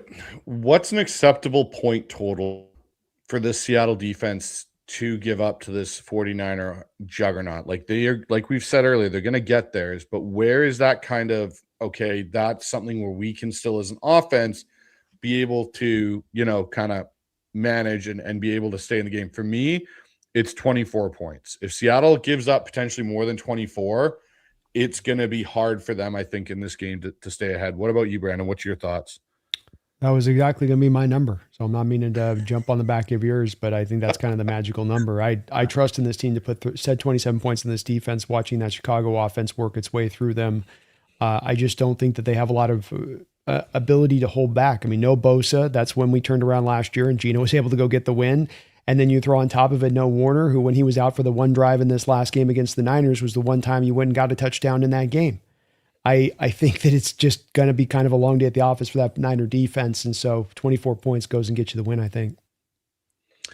Mookie, what about you? Yeah, there's this very popular show way back in the day that was starring Kiefer Sutherland called 24. And that was kind of what I had in mind for the upper limits for Seattle to allow. Yeah, so I think it pretty much is 24 points. You can almost disregard the first game, and I mean on both sides, just because of the people who didn't play, the people who did play, and just kind of the nature of week 1 feel-out stuff.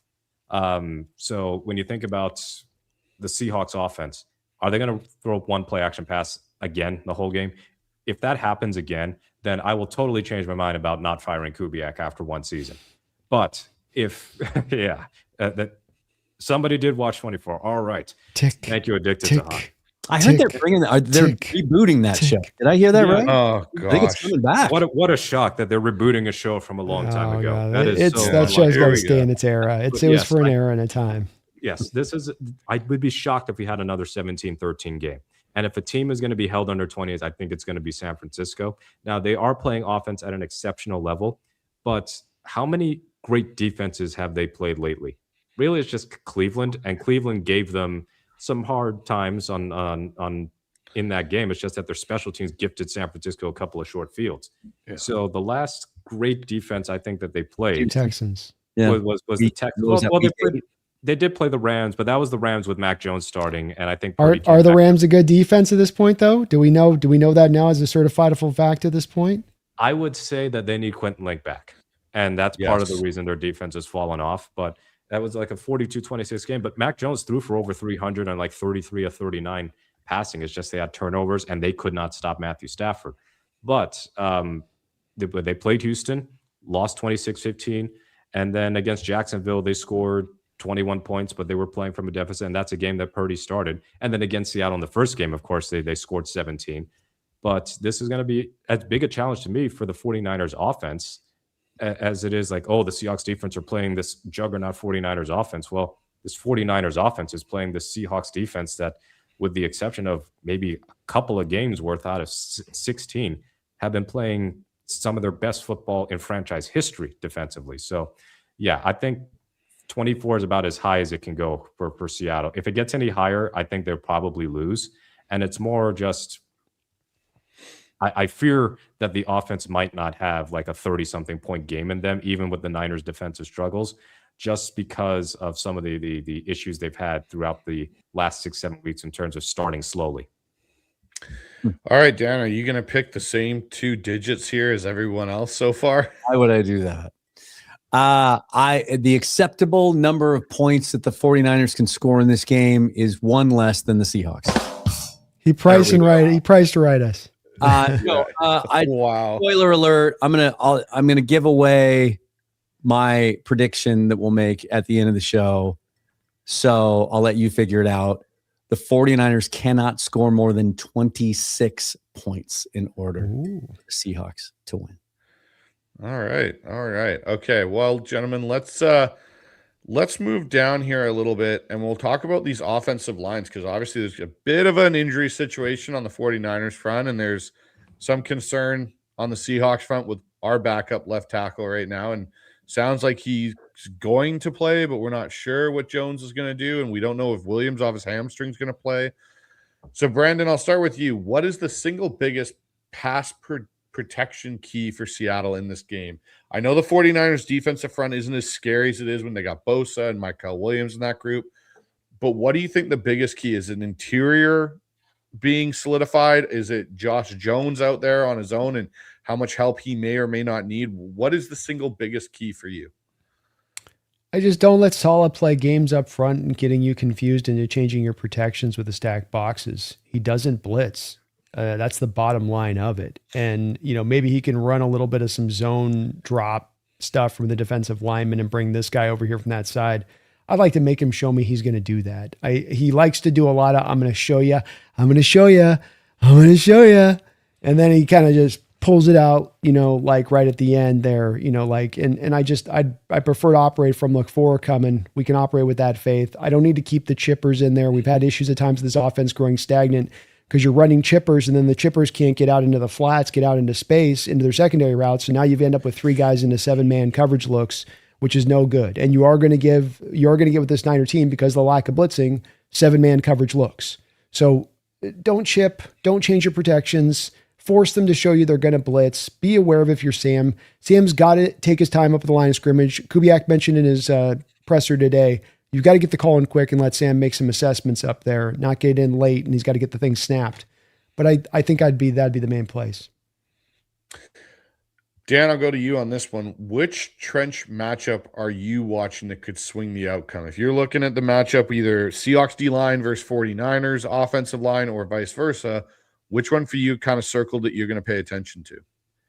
I don't know that it's any one-on-one matchup, because I don't think the 49ers have that guy right now. Even Bryce Huff doesn't look like the Bryce Huff of a few years ago. They just don't have that dude. Even if Nick Bosa was healthy, then we'd be sitting here talking about being able to focus on him, and certainly that would create some opportunities for other guys. But, they have 18 sacks all season long, and only 12 and a half of those have come from players who are going to play on Saturday. Like they just don't. Here they're dead last in the league in sacks. They're dead last in the league in quarterback hits. They're 31st in pressure rate. They're 29th in pass rush win rate. And as Brandon said, they're 29th in blitz rate. I don't know that there's anybody up front that they have to account for individually. I think Brandon nailed it. The Seahawks have been caught numerous times. You and I even talked about it earlier today against Carolina a couple of times. Sometimes they don't pick up stunts and twists very well. They need to do that. And then I think maybe the key is just as simple as saying they just need a competent game out of Josh Jones. And, I'm not concerned about whether or not he's going to play. It's interesting to see some of the guys covering the team. Even Brady Henderson just tweeted 3 hours ago that the Seahawks might be playing with their third offensive tackle. They let Josh Jones stand behind the podium yesterday. They don't usually do that with guys that aren't going to play. I went back and watched the last drive against the Panthers. He never left the field. He never went to the tent. He wasn't limping. He didn't even seem bothered by anything. And then Mike McDonald himself just said he's banged up. Mike plays that injury thing there, Dan, doesn't he? He plays with that. He does that little bit of like, I want them to prepare for this guy and that guy and this guy. Yeah, sure. Yeah, let's call him up to the let's sign Amari Kite to the roster so they think he's going to play. It's they just need a competent game from him. He's been good. He hasn't been great, but that's not what you expect from a swing tackle, right? That's what they brought him in for. I just think he has to be good enough. So Mookie, the last part I'll ask you on this, if one team clearly wins this trench battle, does that in some respects decide this game more than anything? Oh, absolutely. I think the interior for both is going to be huge. So Trent Williams probably not playing out at left tackle. Okay, fine. I think I would be shocked if his backup, who is it, Pleasance, ends up just completely dominating whoever is matched up against him on the Seahawks side at the edge. But in terms of the interior, if they can push the pocket back on Purdy and kind of get him to panic a bit, that'd be great. But also what Leonard Williams, Byron Murphy, and Jaron Reed can do in terms of run defense, I think is going to be key. Seems like Brandon Peely is more or less out of the rotation these days, and that they prefer Riley Mills. So they're downsizing a little bit.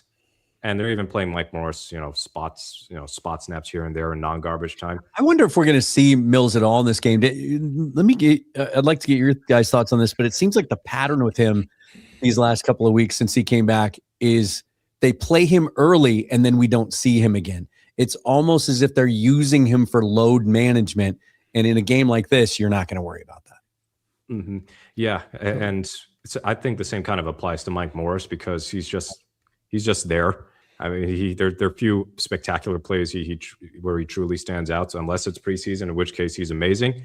But I think that this could still be a game where if they could have Peely active. I think he was on the practice squad on week 1 still for that game. But anyway, the interior on the flip side for Seattle, I think, is way more important than the possibility that Amari Kite could start at left tackle. We watched Amari Kite in preseason and in person at camp, and he didn't look out of place for an undrafted rookie free agent.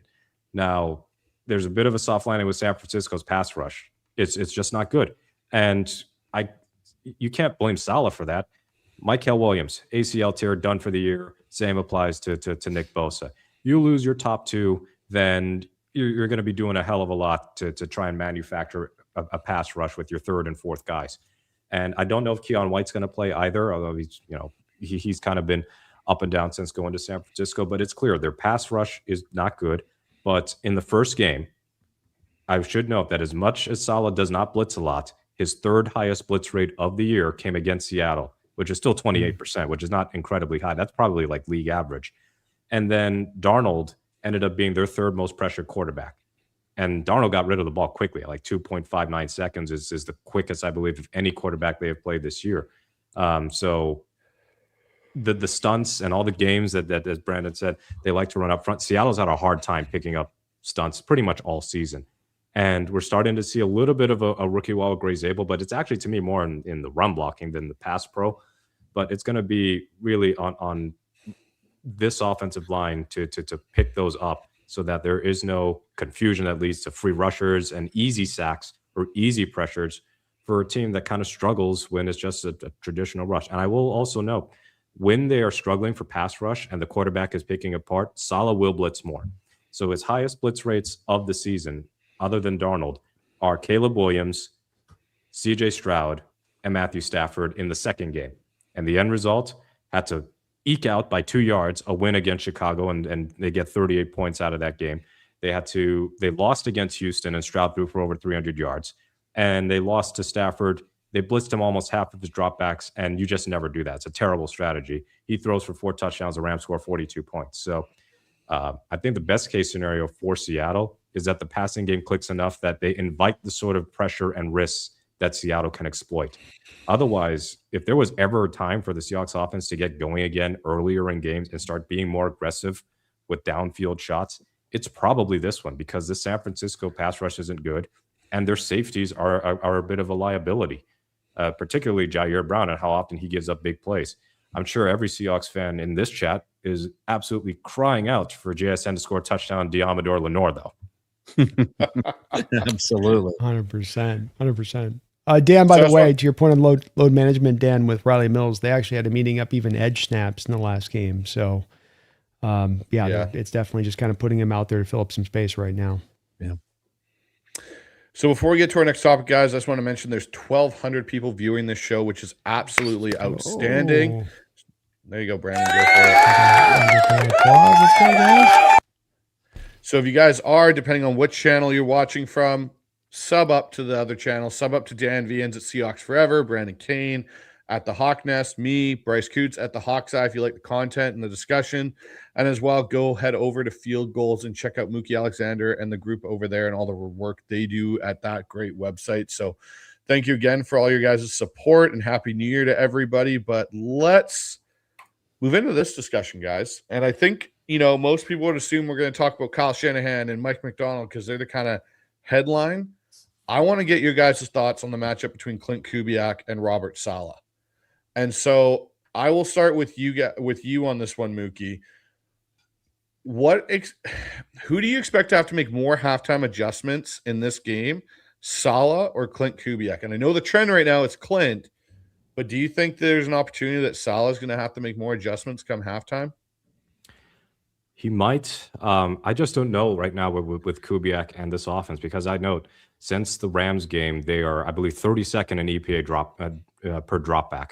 And you can't get much worse than 32nd. In fact, you can't get worse at all. But in the second half, suddenly they're much better. And another thing that has been noted during the 6-game winning streak, so I can leave out the Rams loss, is that their field position has been not great in the first half. And in the second half, they get turnovers, they get big kick returns, or there's special teams errors on the other side. And Seattle just eats up short fields. So the offense is not terrible right now. It's just middling. The slow starts, I know there have been people on Twitter and even at Field Goal saying, is Kubiak holding something back in the playbook? Well, I hope he isn't, because that's a terrible way to go through football games, which is we're going to forfeit the first half, hope our defense is still great, and then the second half we'll start running the good plays. I missed the first few weeks of the season when they were up like 31-0, 35-0. To me, that's way, way better. But I think the onus for adjustments could be on Kubiak. And I think the scripted plays are going to tell me a lot about who's going to be making more adjustments. Because other than the Rams game, the second one, I don't think they put up an opening drive touchdown throughout this win streak. I think they've had some field goal drives, they've had or punts, but that's it. But the Atlanta game and the Carolina game, 3 straight passes, one of which, the Atlanta game, they're deep in their own territory. And Bryce, you've talked about it. Like, throw that out. Like, please don't do that. In fact, they almost got a safety because Darnold got sacked at like the 1-yard line. With the way that they're running the ball a little bit better, I'd like to see them kind of figure out the running game quicker. And in fact, I think they've figured out the run game quicker against Carolina. I mean, that first quarter, K9 had a couple of explosives. Charbonnet converted a 3rd and 15. And then they just have these lulls where they get into we're just going to only pass. Or if we're going to run the ball, it's going to be in an unfavorable down and distance. So Kubiak has got to find his rhythm again, find his flow properly, and just kind of adjust accordingly in terms of the fact that defenses are playing them differently. They're more nickel and dime fronts that they're facing, formations that they're facing. Teams are blitzing Sam Darnold more. They just are. He's already a very frequently blitzed quarterback, but Carolina blitzed him on over half of his dropbacks. So I wouldn't be shocked if Saleh tries to blitz a little bit more, just with the way that the Seahawks aren't responding to it at an efficient level. So, yeah, Kubiak versus Saleh is like Kubiak's biggest test. People are going to put this on Sam as like, hey, you got to prove you're the guy by beating San Francisco. This is maybe partially true, but for Clint Kubiak, if you want to prove your worth as a potential head coaching candidate, beating somebody as well-respected as Robert Saleh, acknowledging the 49ers defense isn't very good for a variety of reasons, I think it's a huge test for him to see what have you learned from week 1. Yeah, that's going to be the biggest question is what has he learned from week 1? And Brandon, how does Clint Kubiak, I wouldn't say punish, but how does Clint Kubiak take advantage of some of the principles within Robert Saleh's defense with this offensive playbook he has, considering Robert Saleh knows a lot of it? Obviously, he's a disciple off of Kyle and even off of Mike and Gary and what he does. So Saleh's gonna have a good plan. How do you see that kind of cat and mouse game playing out, and how does Clint maybe get the upper hand in that? I don't really see with Saleh a guy that is really going to throw a lot at you compared to other defensive coordinators. This is a Coach Carroll acolyte at the end of the day. Mookie elaborated on the fact that when they have gone to a semi-high blitz rate, and we're talking high 20%, we're still talking middle of the road in NFL terms, that they haven't had a lot of success in doing so. This is part of what I always talked about with Coach Carroll. You don't just wake up one day and decide we're going to dial up the blitz stuff in our playbook when blitzing is not in your DNA. When in fact, your whole DNA is structured towards safety and protecting against the deep ball inherently. So with this, it really comes down to being patient offensively, to taking what the defense gives you, and they will give you the short passing. They'll, hey, can you earn your way up this field a little bit? I don't think that he's going to come in this and blitz at you. I don't think he's going to risk stuff on the back end. Don't think he trusts his corners or safeties in the back end to be holding up in that way that you're going to ask him to do so there. So can you stay patient? You get in that Rams game, you got a little bit too much pushy down the field. A little much too pushy. Not enough of just taking what the defense gave you. This is where, to me, Kubiak overthinks some things sometimes. Did so to me in the Rams game, and just in that first one especially. And you had the blueprint for how the 49ers took them down, and you just were like, yeah, I'm going to ignore that. Yeah, we run the same offense, but I'm going to ignore that. Didn't make a lot of sense. So stay patient, stay in the context of your offense. Don't get away from the run game, as a couple of these other guys have talked about here, and that has also been another modus operandi of this offense at times. With as good as the run game is going, stay with it. I thought we had a lot more success recently in the run game, and not only the bottom line in getting more rushing yards, but more consistency in the rushes. Less of the -1 yards, less of the 0 yards, -2 yards. That's still there a little bit, but it really got removed in recent weeks. And then now when you're looking at the third down conversion rates, which will create those long, successful drives, the conversion rates have improved on the back half of the schedule. So early on in the year, you'd see 2 of 13, 3 of 14. Now last week, we get 9 of 16. That's what you're kind of starting to see. And I think with that, you're going to have the success. So staying patient, staying in who you are, knowing the Niners aren't going to throw a lot of different things at you. It's not contextually in his book to do what Mike McDonald does on the coverages constantly. They're going to sometimes show you what they're going to run. They're going to run some stagnant coverages. Cover 3, cover 1, cover 6. That's kind of what you're going to get by and large part throughout the course of this game from this Niner team. So it ain't that elaborate, man. It isn't. It's just, can you execute? Yeah, and that's going to be the interesting thing to see if we can do that execution. So Dan, in this chess match with, Clint Kubiak and Robert Saleh, both Mookie and Brandon brought up really good points. What I've got to ask you is, do we see a continuation of this running back by committee kind of situation with Ken Walker and Charbonnet? Or do we see it early on, they figure out who the guy is and commit to it even earlier than we saw in Carolina? And how much of this running game do they lean on this Saturday versus this 49ers defense? Well, I think it's huge. I think, they've been telling us all year too, they want to be, and for the first 8-9 games, it didn't look like who they were going to be. And now there are signs. 2 of their best running totals of the season have happened in the last 3 weeks. And I don't think there's any reason to change the script now. Like, not the opening script. Yeah, I want to change that. But as far as how they're using the running backs, I thought Carolina was a really good example of riding the hot hand. It seemed early on in that one that they were intent on getting Walker the ball early and often, but it just wasn't happening for him.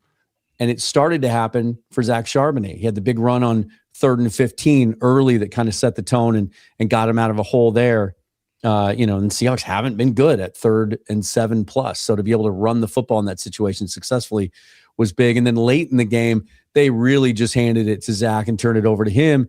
And they did that thing that they told us from the very onset of training camp they wanted to do. And that is be able to ice games away and run the football even when the other team was expecting them to be running the football. They were able to do that successfully.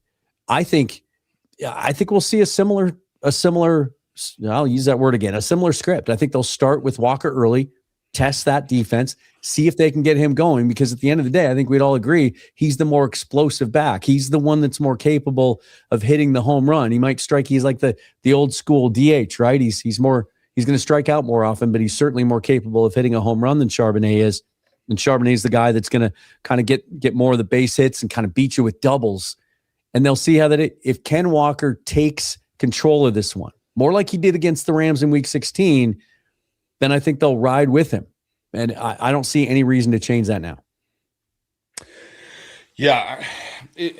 The thing, Dan, obviously we did a film lab today that'll come out about this run game. And I think the one, and Brandon brought it up as well, talking about this wide nine. Like, this is a prime opportunity to run the ball and be successful with it. And me and Brandon talked, last week about this offense, and Brandon, you brought up just now about how it looked more consistent in this running game. There weren't nearly as many negative runs in this game and negative plays that kind of get you off schedule. The biggest thing for me in this is, can Clint Kubiak survive 3rd and long? Like, can he not get us in those situations? And in some respects, be really predictable in what he wants to call the style of run in certain situations. Like, and that doesn't mean put K9 and Charbonnet on the field and run a reverse. Like, that's not the idea here. Or put the Milrow package back out there. I know, Brandon, it gives you PTSD every time we see some weird formation. You and me both go, oh boy, this is going to be an adventure, and it's not going to go the right way at all. But we have to be successful in 1st and 2nd down, and we can't get predictable in 1st and 2nd on what we're going to do. And that's the way I think we're going to avoid those 3rd and longs, because as much as the Niners don't blitz, and as much as they have a very kind of, I don't say vanilla, but basic concept defense, getting in 3rd and +8, where we've kind of lived recently in the last month and so here, it's really caused us some problems, because to the point that we've talked about earlier, there is no true drop back, pure progression system really built in that's successful, that Kubiak can feel comfortable going to, and that Sam clearly feels comfortable with. And so when you kind of hem yourself in on that passing game, and you get put in those 3rd and longs, it really makes things challenging. Absolutely. Yep. Were you direct? No, I agree with you. I'm sorry. I don't know if I was supposed to talk or not, but yeah, I agree with you, everything you said. So I don't have a lot of data on top of it, other than just, I would say that I would tend to agree with it. I just think it's positive plays. That's part of the take, what the defense gives you, down in and down out. Don't go too much big game hunting in this at all times. At times, lean to the fact this defense stylistically wants to make you prove it up the football field, so stylistically lean into that. This is how the Coach Carroll system got upended. Is Coach Carroll's system was wholly built upon the offense is always going to get impatient at some point in the game. They're going to take that shot or two down the field, and we are going to have the teeth ready there when they do so. And what happened with teams is the teams just started to structurally be patient and just take the dink and dunk over the whole course of the game. You got to take the dink, you got to take the dunk, you got to take the positive play and get yourself into 3rd and makeables, because not only is that better for your offense, to your point, Bryce, that's also where the good teams that are great on 3rd down live, is in 3rd and short, not in 3rd and long. Mm-hmm. All right, gentlemen. Well, I'll put it this way. What will it take to win? Mookie, I'll start with you. Give me 3 things, in your opinion, that it'll take for the Seahawks to win this game. I think the biggest, most important thing is that they have to score more points than the 49ers. And if they don't, thank you, Captain Obvious. They're not going to win. Hey, I will note, a tie, as much as we don't like ties, a tie is also good enough to win this division. And I don't know the last time that has happened in NFL history, but that would be an amusing way for Seattle to clinch. But anyway, the first thing to me is, I think defensively, they need to get Purdy off of his rhythm. I know I've been saying rhythm a ton, but just get him uncomfortable, whether it's forcing him out of the pocket, forcing pressures, but also at the same time, they cannot let him be magic in terms of extending plays, because Purdy, if nothing else, whether you think he's a very good quarterback or not, he can extend plays. And it's going to be a bit of a stressor on the Seahawks secondary if it's going to be one of those 4 or 5 second chase arounds and Purdy's able to find an open guy. It's more, can you get him frazzled to make a panic throw? And Purdy has had some of those panic throw moments, even against Seattle. So I think that's going to be on the pass rush first and foremost. And they haven't been great lately. Like the pass rush, particularly from the edges, has not been strong for about a month solid. Now, some of it is they're playing quarterbacks like Grandpa Phillip Rivers, who want to get the ball out as quickly as possible. But even the Rams game, Stafford wasn't always getting the ball out quickly, but the pass rush just wasn't getting home with 4. They were more effective when it was Lawrence and Chenna in the game than when it was Mafe and Hall. So I could make an argument that Tank and Chenna might actually be more important than just Derek Hall returning. In Carolina, Chenna was probably the best edge rusher on the team, even slightly over Mafe, who actually got a sack.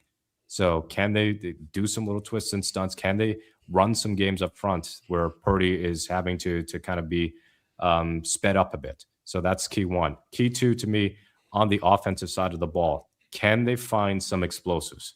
Can they find some explosive plays against a 49ers defense that is vulnerable?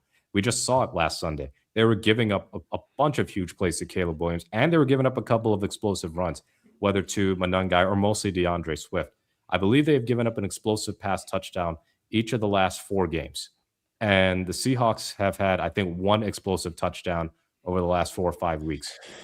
So Jackson Smith and Jigba has had a historic, truly great season. And the fact that Puka Nacua had 47 yards, actual yards, not the hypothetical yards that people were trying to give him on Monday night. He's probably going to end the year leading the league in receiving yards. But in terms of the explosive plays his way, they have gone down since the Rams game. Like, he's getting his catches, but is he getting those 40, 50-yard bombs, or is he getting like a 20-yard catch and taking it to make it 35, 40 yards? Not nearly as much. So they're going to have to find those, I think. I don't think this is a game where they can just keep relying on trying to methodically move the ball down the field 5, 10 yards at a time when they aren't in short field situations. And then the third thing to me, and I'm going to go a little bit off base here, but just because we might have a lot of similar answers, the special team still needs to stay hot, because the 49ers special teams, after cutting Jake Moody, they've been one of the best in the league. Yeah. Eddie Pinheiro has been a big success for them. I don't think he's missed a field goal for them. Maybe he's missed 1. That might have been like a 62-yarder that hit the crossbar and went short.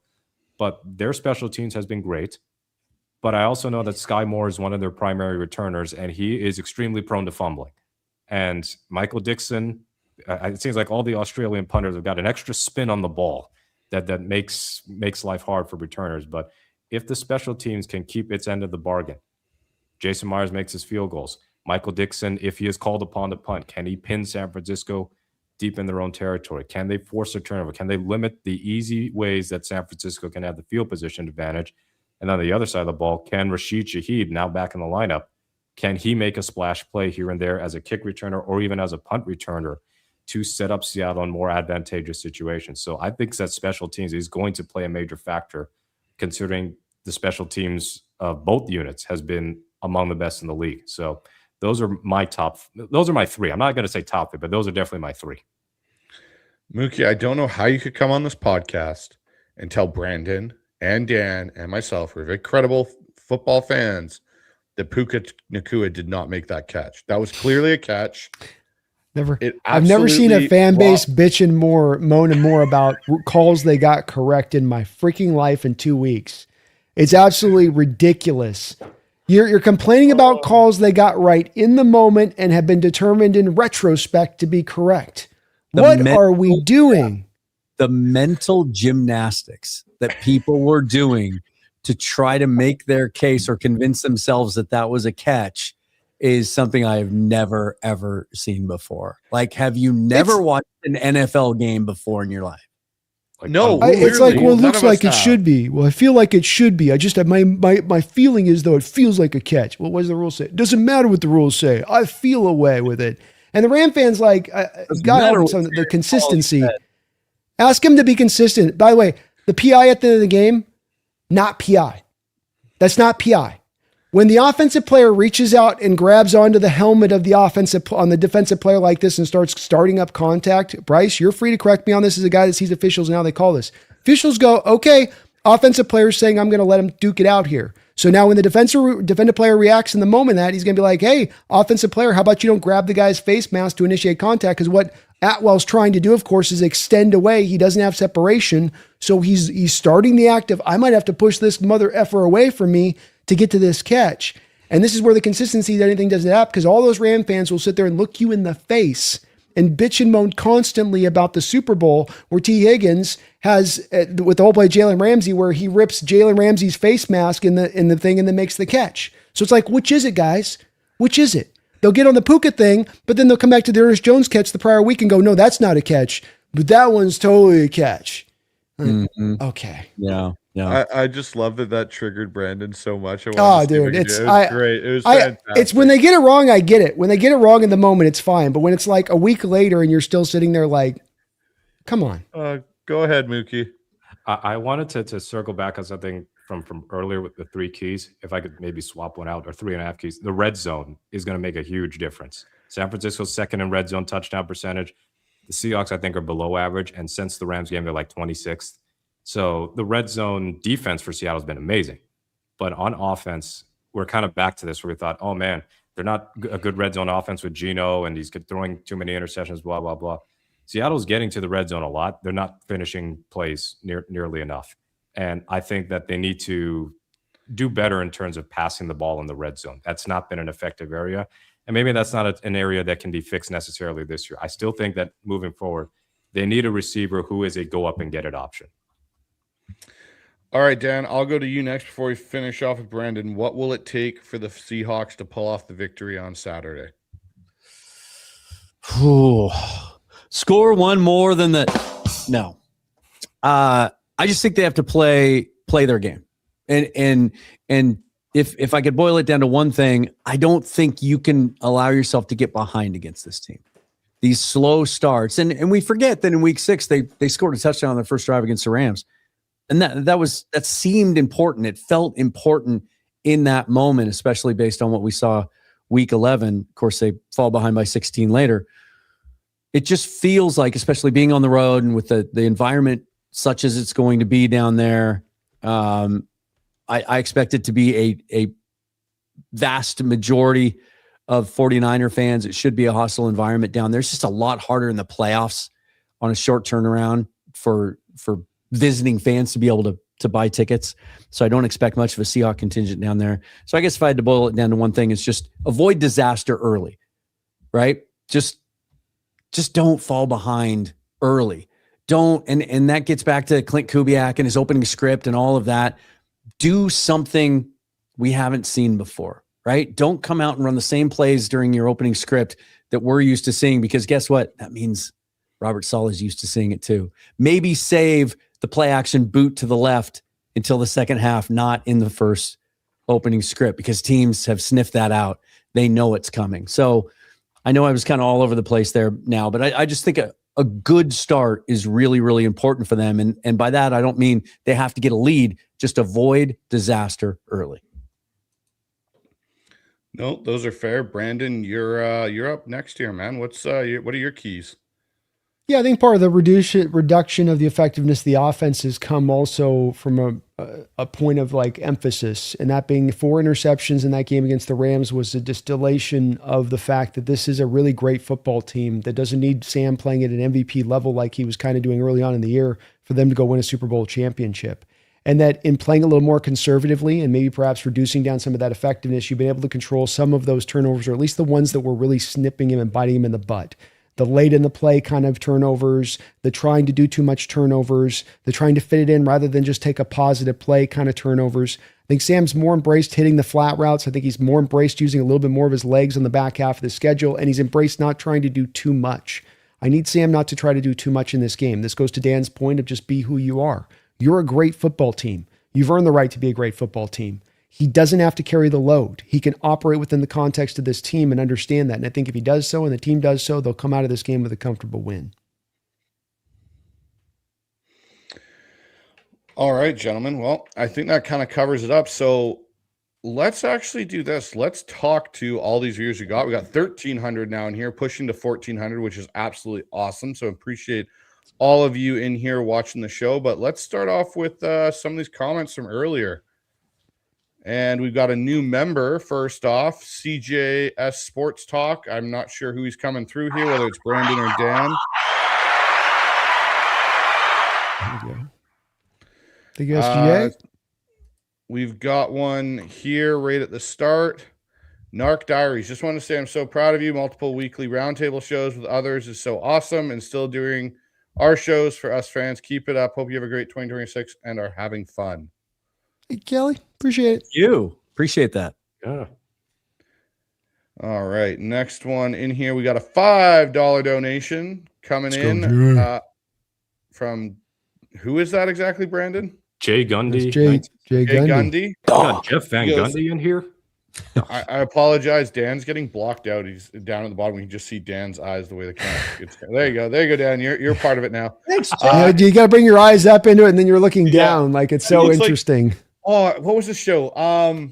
Home Improvement. It's Home Improvement with Home Improvement. Exactly. There we go. There's a reference. Yeah. There you go. A little bit higher. Yeah. There you go. Perfect. Dan, you're on point. Howdy-ho, Tim. Yep. And then oscillate between looking down and then looking up, and then looking down.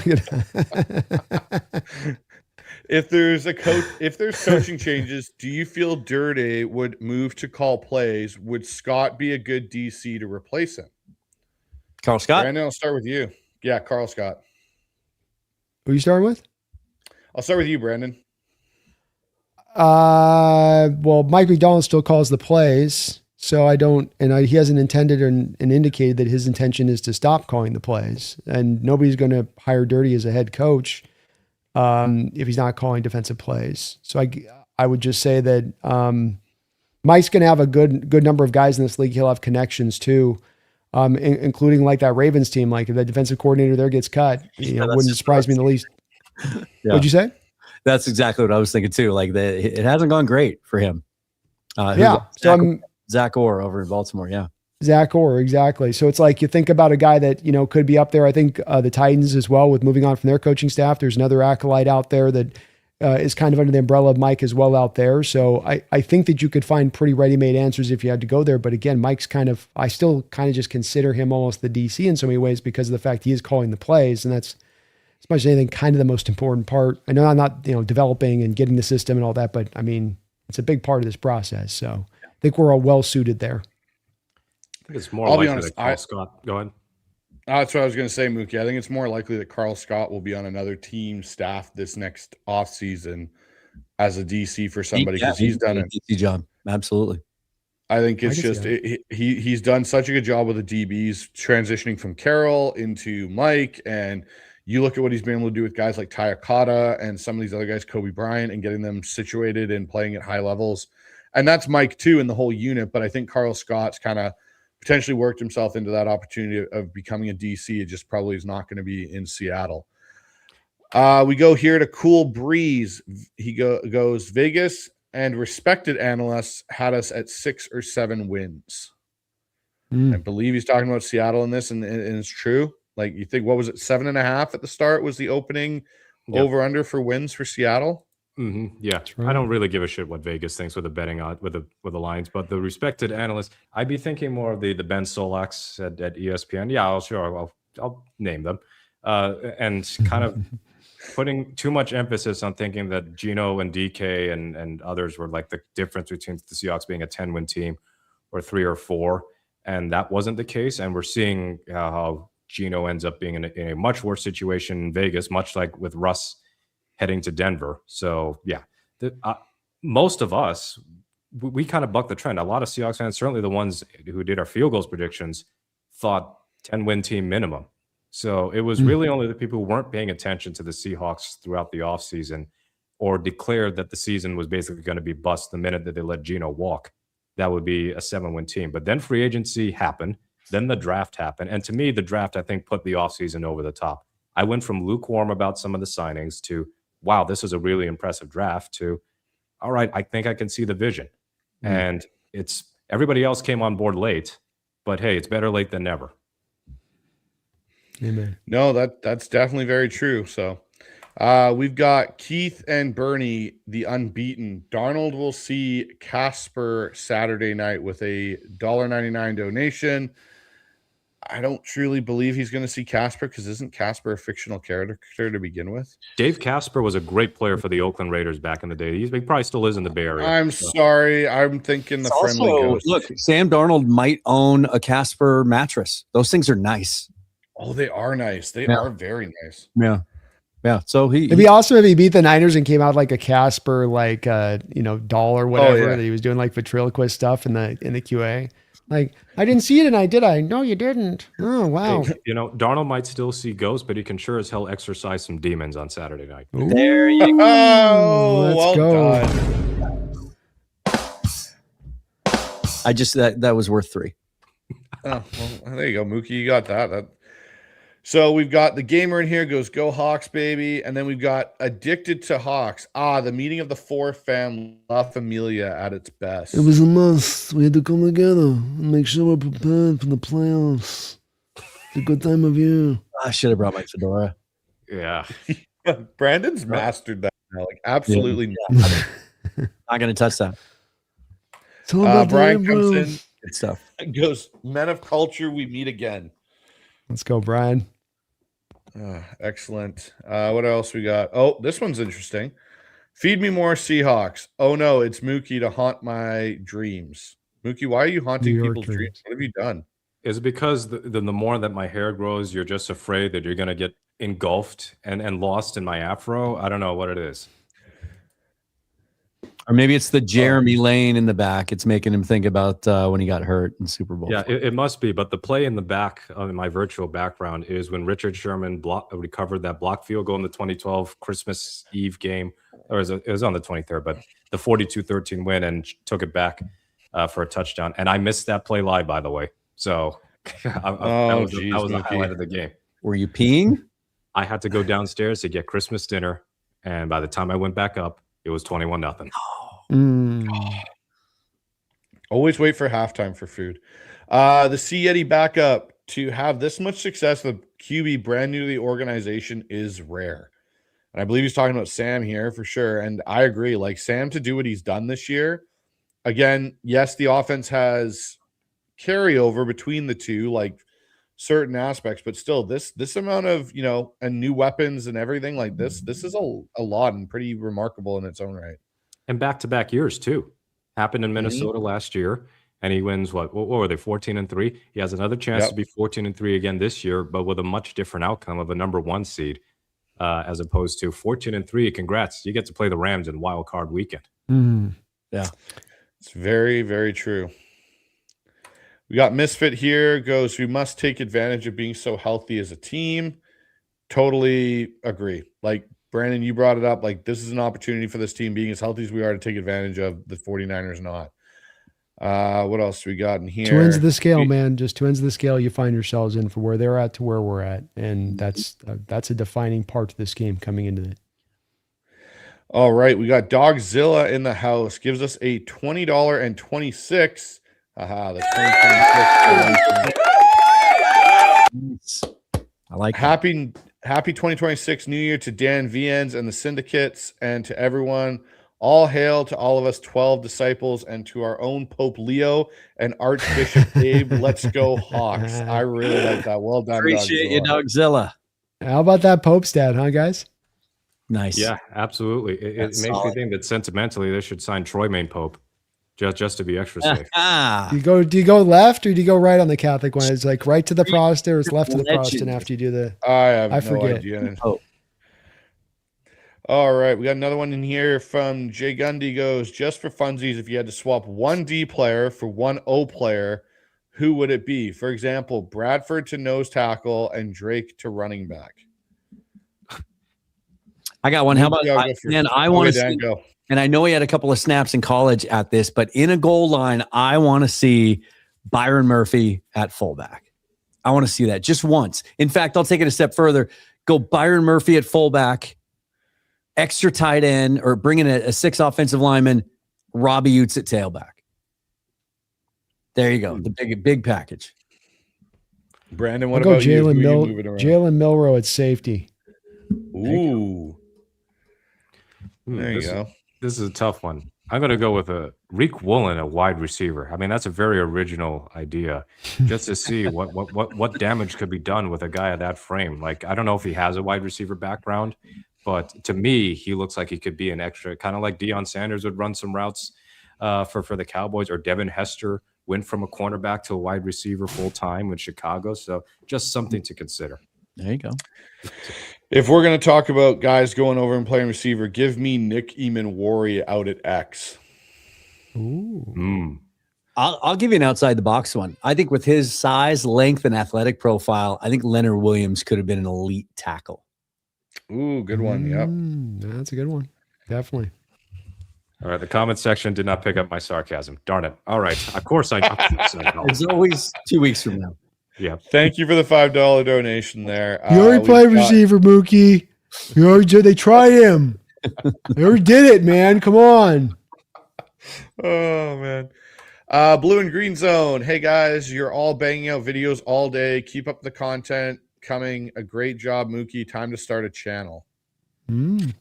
Yeah, I don't have that kind of time just to start a channel, outside of my OnlyFans. But still, I mean, you can follow either way.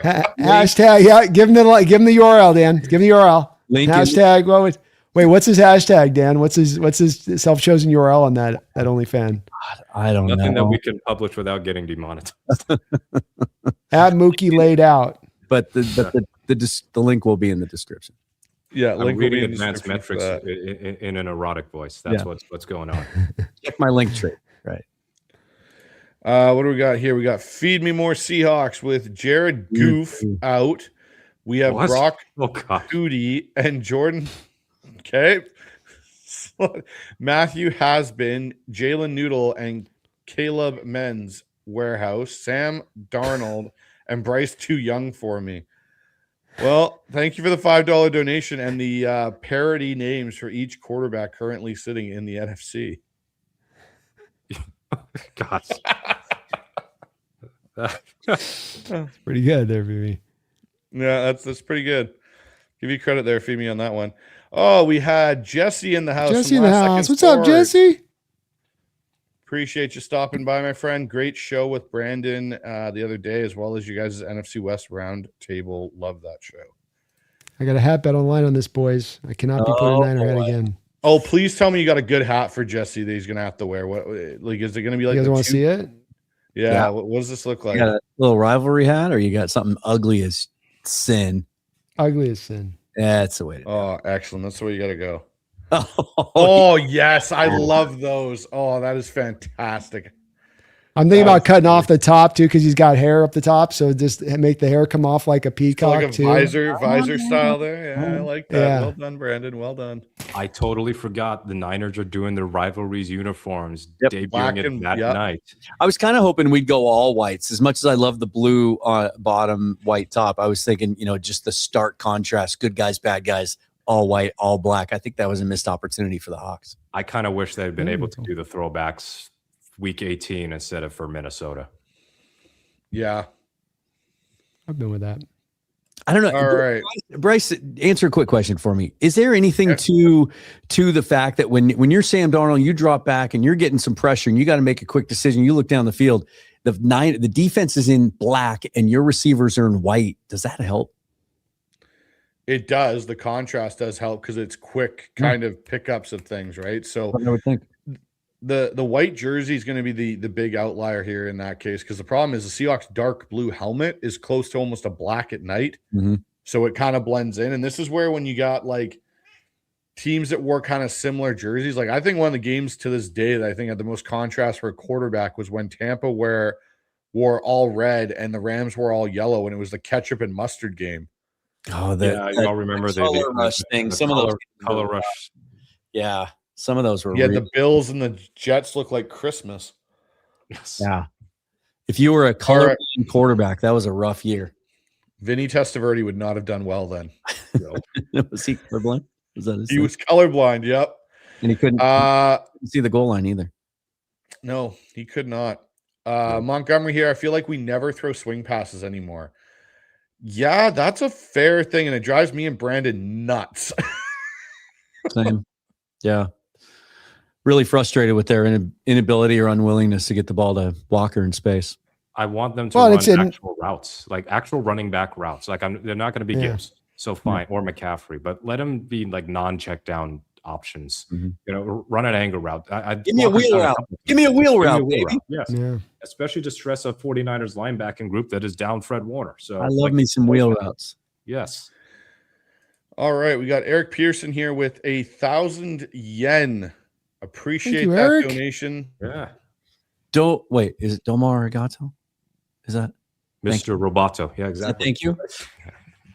Well done. I don't got There you go. Brandon's got it down there. Appreciate that, Eric. And we got another one here from Clay. I'm going to the freaking Game Boys. Big fan of you all. Go Hawks with a $5 donation. Appreciate Let's that, go. Clay. Represents. Eden? Have I'll fun say at the this. game, Go man. Hawks, man. I'll say this one silver lining: if the Seahawks should lose on Saturday, I think we're going to go to the game in Charlotte. It's a 5-hour drive. If it is Charlotte, if it is If it the is Panthers, Charlotte, it could could be still the Tampa Bucs. Bay. I'm confident. Well, and I think the Falcons have to. No, the Saints have to beat the Falcons, right? Hey, Yeah, the way Tyler Shuck's playing right now, they might take Yeah, care of that for him. Man, Noah- he's Noah actually Olave. been impressive. He has been quite impressive there as a quarterback. So who knows? But we got Robert here. Our special teams will make key plays to help us win the game. An elite unit, $5 donation. Appreciate that. They've Robert, been doing and I so agree. all year, man. You're right. Hey, did you guys Every see- game all year. Did you guys see today? Bill Barnwell did his All-Pro team for ESPN. Yeah, and he had Oh, I haven't Michael looked at it Dixon yet. as, He a, had as an Michael All-Pro. Dixon, the guy that's been ignored since being All-Pro as a rookie. Yeah, it was nice to see him get a little bit of love. That was cool. It's I wild feel with Dixon because he's on a Hall of Fame. If you can be on a Hall of Fame Yeah. level of approach from a punter position, he is, but there's just no heat behind him, which I get it's the punting position, but I mean, he's every marker as a punter can be measured by, he's elite in.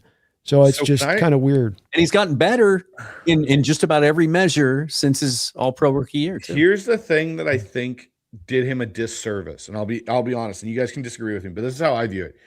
He came in as one of the Aussie style punters, right? That had, could do all these different things with the ball. He could punt it where it's going left and it bends back to the right and do all these different things, which he did those first couple of years, which really put him kind of on the map. Like the punt gets blocked and he scoops it and he punts it again. He runs the fake punt. He does all these other things and it kind of put him on that map. And now he's gotten so good as just a general punter and like doing the things a general punter does that, to your point, there's no fire behind him, Brandon. Like he doesn't really pop out because he's not doing all these other unique things. He's just kicking the ball so well and placing it so well that it kind of just gets forgotten about. And a lot of these Aussie style punters have really kind of come into the league as of late, where he was one of the guys at the forefront of it. It's kind of like he's just kind of fallen into the mob there at that point. Yeah, I mean, you watch every college football game, and any college football game, it seems like this punter recruited, born in Australia, and now is coming over to. Some of them are like 29 years old, I swear, and they just got college eligibility. But yeah, Michael Dixon is underappreciated. We've been fortunate to go from John Ryan to Michael Dixon so seamlessly. Yeah, no, that's true. And do you know the punter before John Ryan? Oh God, Plaquemire, just a waste of a draft pick by Russell. Darn it, Mookie. This is like we're sitting at freaking El Guacho again there on the water, and we're trying to play with Brandon and Dan and see if they can remember, and you got to steal the thunder again. Not with my old, no, not my old brain. Remember the Cowboys I don't leave game? room for punters. You gotta start taking space out as you get older, and punters in 07 don't need that. Remember when Mookie, that let's- Cowboys game happened, the Romo fumble at the 1 yard line on the fumbled field goal hold, and Seattle still had to punt the ball, and Plaquemire just unleashes this complete anvil of a kick, which should have otherwise run the clock out, and that allowed them to get a Hail Mary off. If they had lost that game, that's like entirely on Plaquemire. Oh, I know. It was not great. And before him, it was Tom Ruin. That was the punter before Plaquemire there in Seattle. Fun fact for everybody that no one gives a crap about. Addicted to the Hawks goes Bryce with the Milrow package. LOL for real. So good. Yeah, I don't want to see that package again. That package can be burned. It can be black marked. It can be put in the classified. Just never bring that out again. It can be worked on next offseason, but this year we can give up on it. Burn it. No, I don't know. trust I don't know if we need it. I don't either. If the offense is this good, like they were in there, they're still going to build upon what they did this season. I'm okay with leave it away. Just develop him. Develop him as a quarterback. Don't do these weird things. Rockman in the house goes, do you guys think Torrey Horton will be back for the playoffs? I don't know about you guys, but love to see Torrey, JSN, and Shaheed give defenses nightmares. Sure doesn't seem like it. No, unfortunately, Doesn't it appear doesn't. so. And even if it Was there an did- update given today in the press conferences at all? Not the no best. update. And funnily enough, because of the bye week, if they get the 1 seed, we're probably really not going to know at all until like the divisional round, if it comes to that, whether Horton's coming back. So, And even if he does, you're not going to see Horton, JSN, and Shaheed on the field at the same time. No, Agreed. It's going to be Cup, Shaheed, and Horton to be sprinkled in there a little bit throughout the course of the game. Yeah. Just as long as we don't have to see Bobo anymore. Get him healthy for next year. Get him healthy. well, he's been named a captain. So I know some of you might have seen that route that Bobo ran in the red zone on the last field goal You mean drive. the one that you shared with the world, Mookie, that was just made me want to cry inside when I watched that? Yeah. That was like the least open anybody has ever been in the history of the NFL. So it's just, yeah, more Bobo was fun, but like we have our limits. Like we don't want too much more Bobo. He peaked with the quick snap touchdown. Yeah. Yeah, a little sweet. Yeah, he peaked. That was his peak. Donnie in the house goes, hello again, Brandon and all. Hope everyone's well. Hello, Hey, Bryce, Donnie. Dan, and Mookie. Happy 2026. Happy 2026, man. Right back at you. Yep. All right, we got Randy in the house here. Goes with a $5 donation. All the smart people picked us at the bottom. I'm Shield. not sure. Shield Yeah, Kapadia, Shield. I was thinking, I Shield. was like, it's Shield, right? Shield Kapadia and those cool guy pods. I mean, he's super smart. Everyone says so. Another tool bag.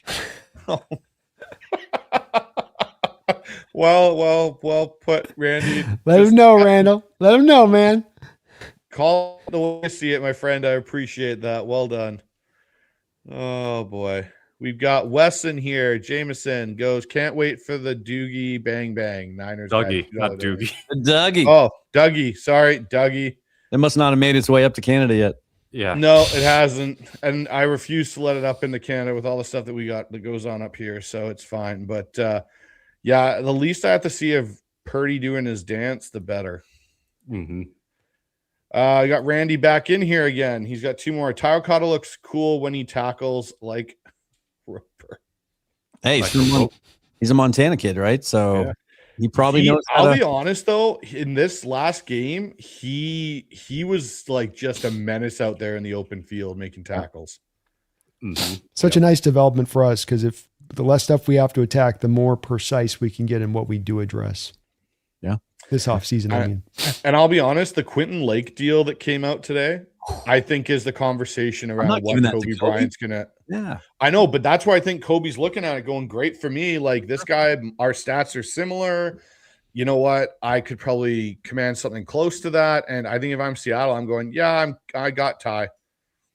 That's good. why I told you guys at the start when they came to him at the start of the year. It's kind of played out to what I said a couple weeks ago, right? Which is that they came to him and with probably a low end offer at the start of the year, and then when he said, "No, I want to be paid this," and now everything's pointing in the direction of him to be paid at that spot. So it's good on Kobe. You rolled the dice on yourself and it's paid off, but at the same point in time, he's not going to give us the pay for play that we're going to have to do in that situation in the returns.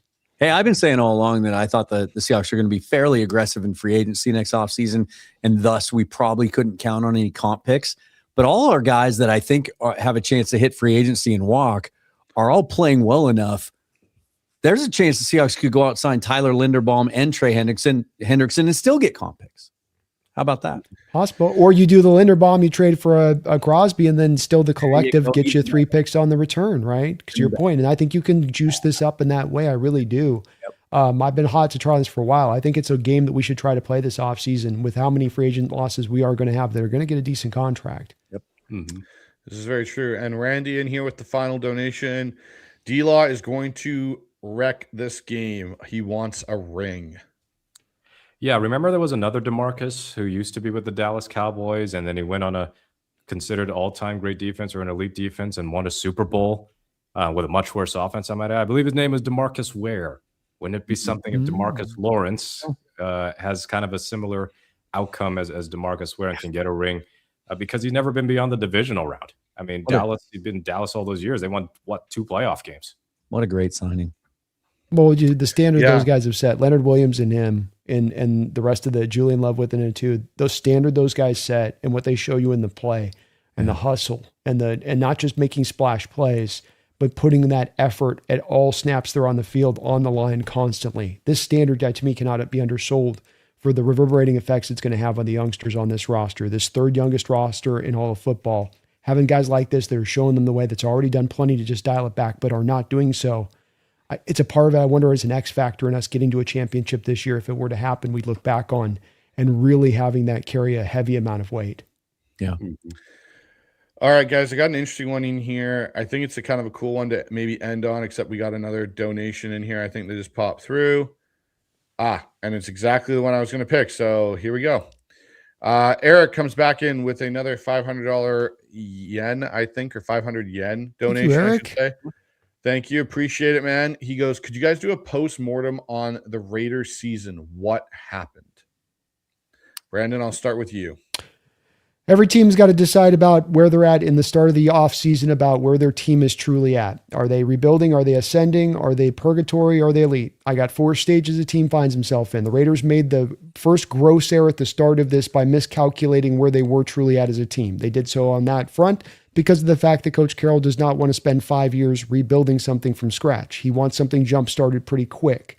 And that was something that now was putting kind of pressure to the side of the Raiders to go and jumpstart it, get it going fast. That is going to lead you astray. You've got to do it right, not do it fast. You came here initially at the time you did back in the day. You turned the roster over, heavy churn. It wasn't about trying to get this going quick. And that's part of why you built a sustained winner. They tried to do this fast. Now this has counted them in the long term. It's going to hold them back in this getting fixed anytime soon. And it really is driven by them thinking that they're actually, no, we're ascending. We're not rebuilding. We're actually ascending. No, you were rebuilding. That's where you should have lived. Dan, what about you? Where do you think it all went wrong in Vegas? I mean, I think Brandon nailed it. I was wrong. I thought it would work to some extent. You know, I thought it was a cool new opportunity for Pete, one that I didn't think he would get. But I think really what it says to me is that it just confirms that the Seahawks made the right decision when they made it to move on from Pete. Sometimes the game passes you by, and if you're not willing, you adapt or die. If you're not willing to change, then the game will win. It always will. And I thought when he hired Chip Kelly and kept Patrick Graham, I thought, okay, that's good. That indicates to me that he's willing to be more of a step back CEO type head coach, not meddle. Let Chip run his offense. Let Patrick Graham continue to run his defense. It was pretty darn good the year before, actually. And a lot of people forget about this. Patrick Graham actually got 2 interviews with the Seahawks during their coaching search. But he didn't. And all the things you hear out of that building now are that he did the opposite of that. We now know what a nightmare it was with Chip Kelly, but even some infighting with Patrick Graham and trying to meld the 2 schemes and trying to bully himself a little bit. Bully's a strong word. Pete's not going to bully anybody, but it's just over. I don't think there's any way that they can justify bringing him back. They've got to reboot that thing. And I think that's just one of a myriad of reasons that I think Max Crosby is going to be available this offseason. Mookie, and I'll finish with you on this. What do you think went so horribly wrong there? Out of, Brandon and Dan have touched on points, but for you, is there anything else that stands out? The roster's just not very good, even without the injuries and the trades of Jacoby Myers. But the vibes of that team have been off basically throughout the offseason. I have no idea what's going on with the Christian Wilkins cut.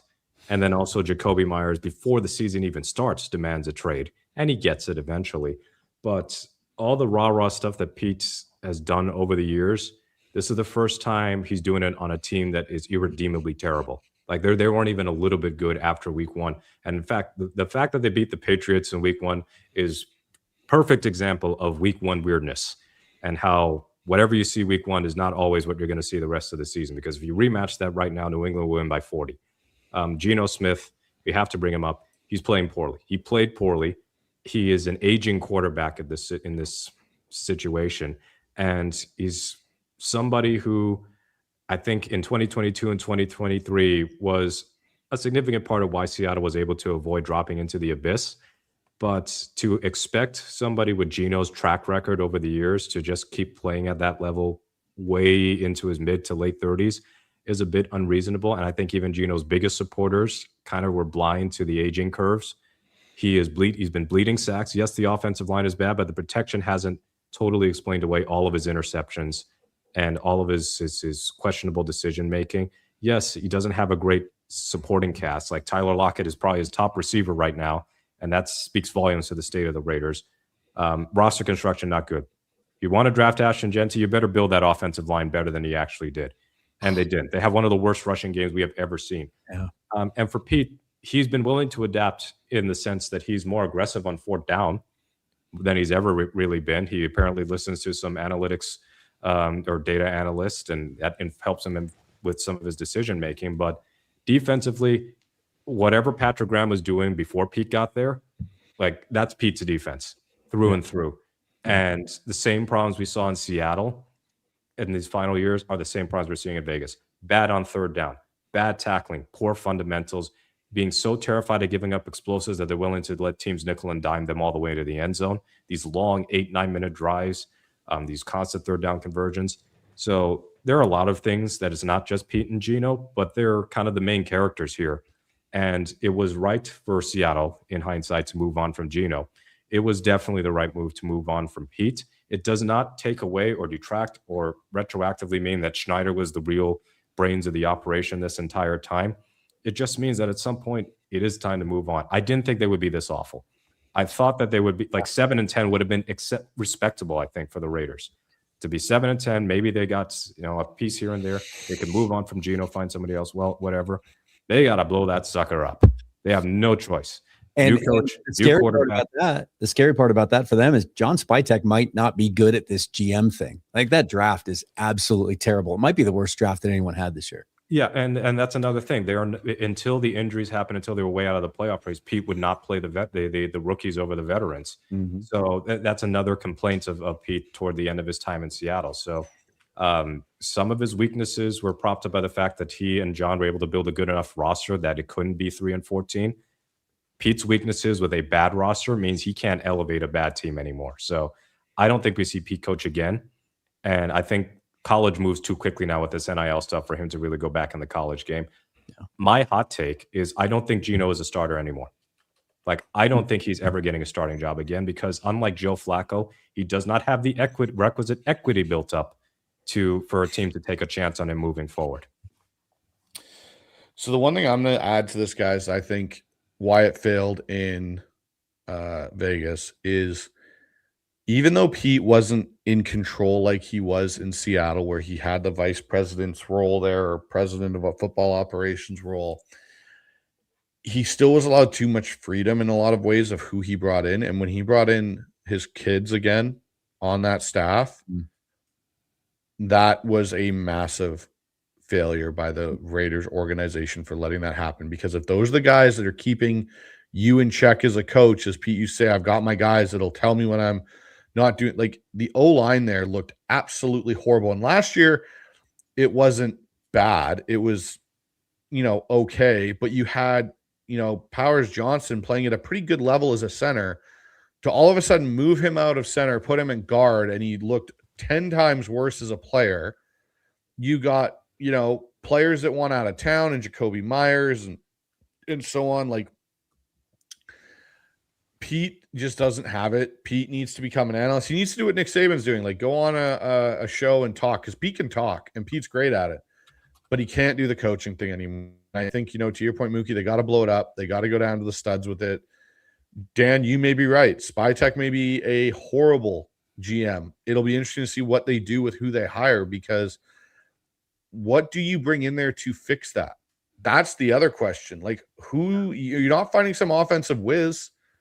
Like, honestly, they're in such bad shape. I think you go hunting floor instead of ceiling.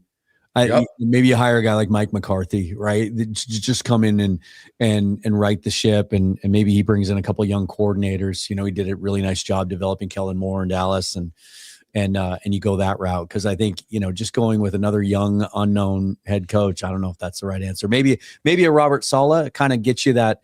Maybe he's kind of in that Mike Vrabel mode, right, where he had the experience, didn't work out great, but he's got I think he's a culture builder, or can be. But again, you got to have players, man, and I don't think he takes that job, for one thing. All right, last one here. I think this one kind of piqued my interest a little bit, and Brandon, you'll have to explain. Cool Breeze comes in, goes, also on a side note, Brando is still currently undefeated with 64,704 streams without a single L. Give it up, folks, for consistency. Okay, Brandon, you got to explain this. What are we talking about here? Oh, I get in my battles, man. You know that. And I went, I've been going to Jake a little bit on the round table with some of that Ram stuff recently. So I've been mixing up, and I had 49er fans today in the chat. They're feeling themselves this week. You guys talked about it.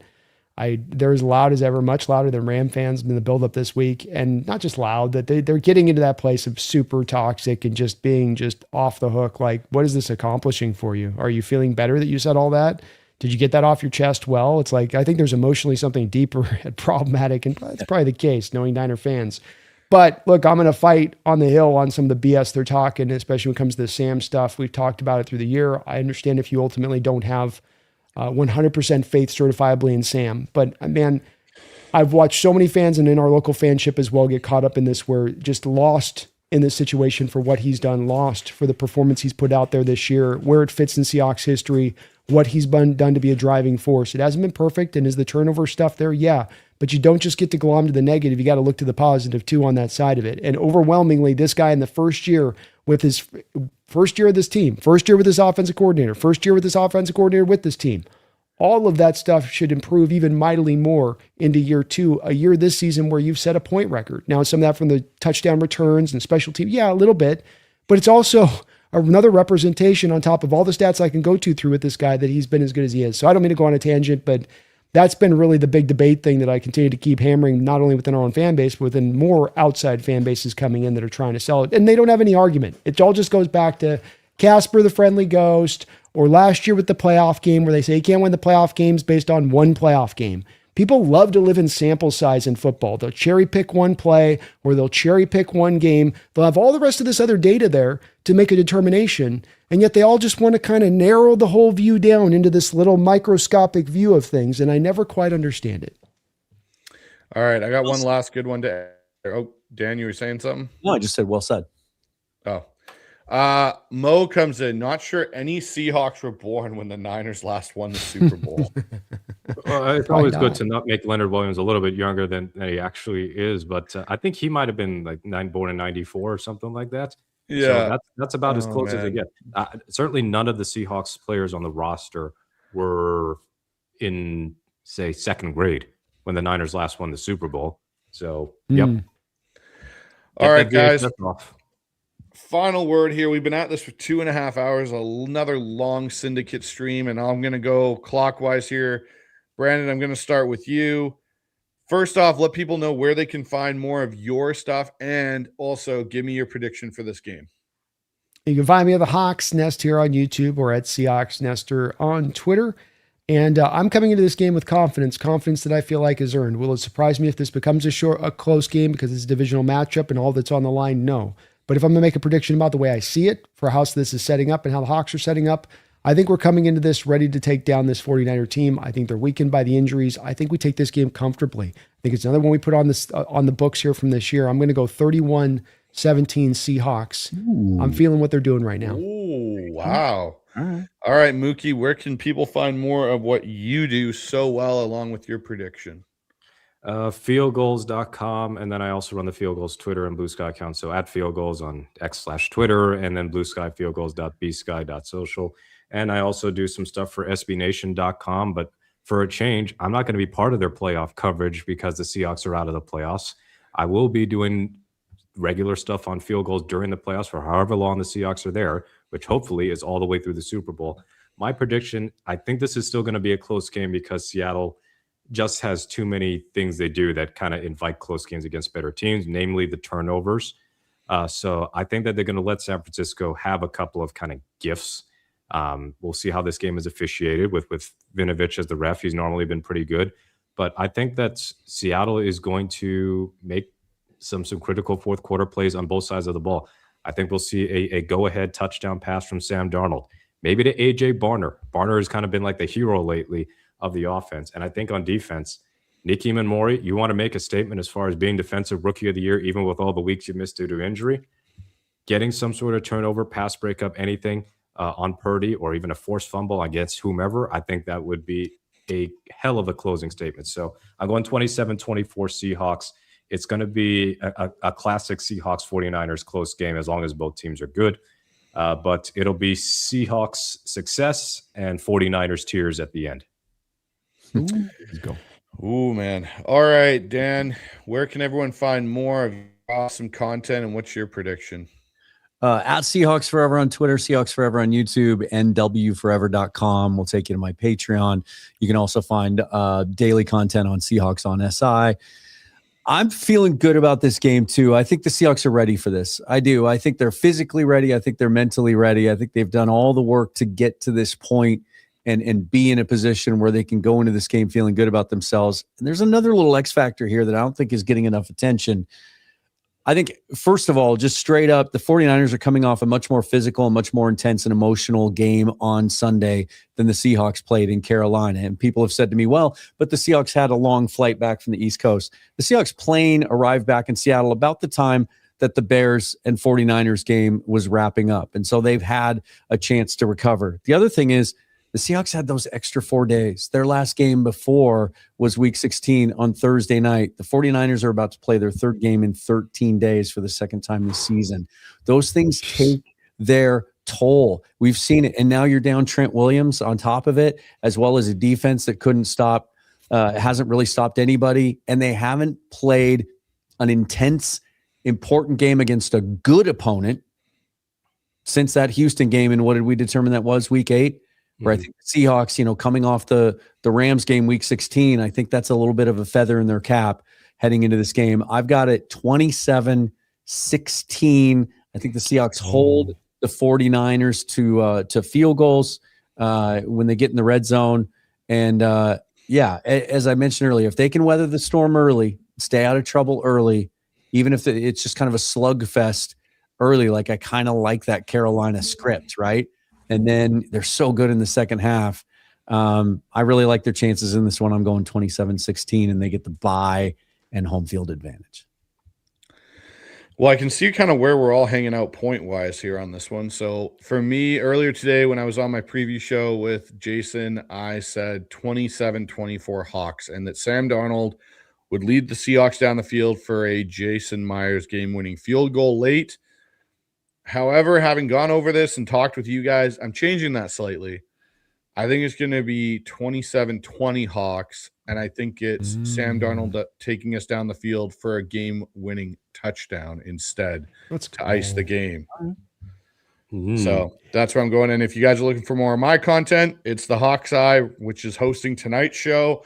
And again, guys, the Syndicate rotates. So next show it'll be either on Dan or Brandon's podcast channel. But speaking of the next show, guys, shall we announce what we're going to do during the playoffs? Yeah.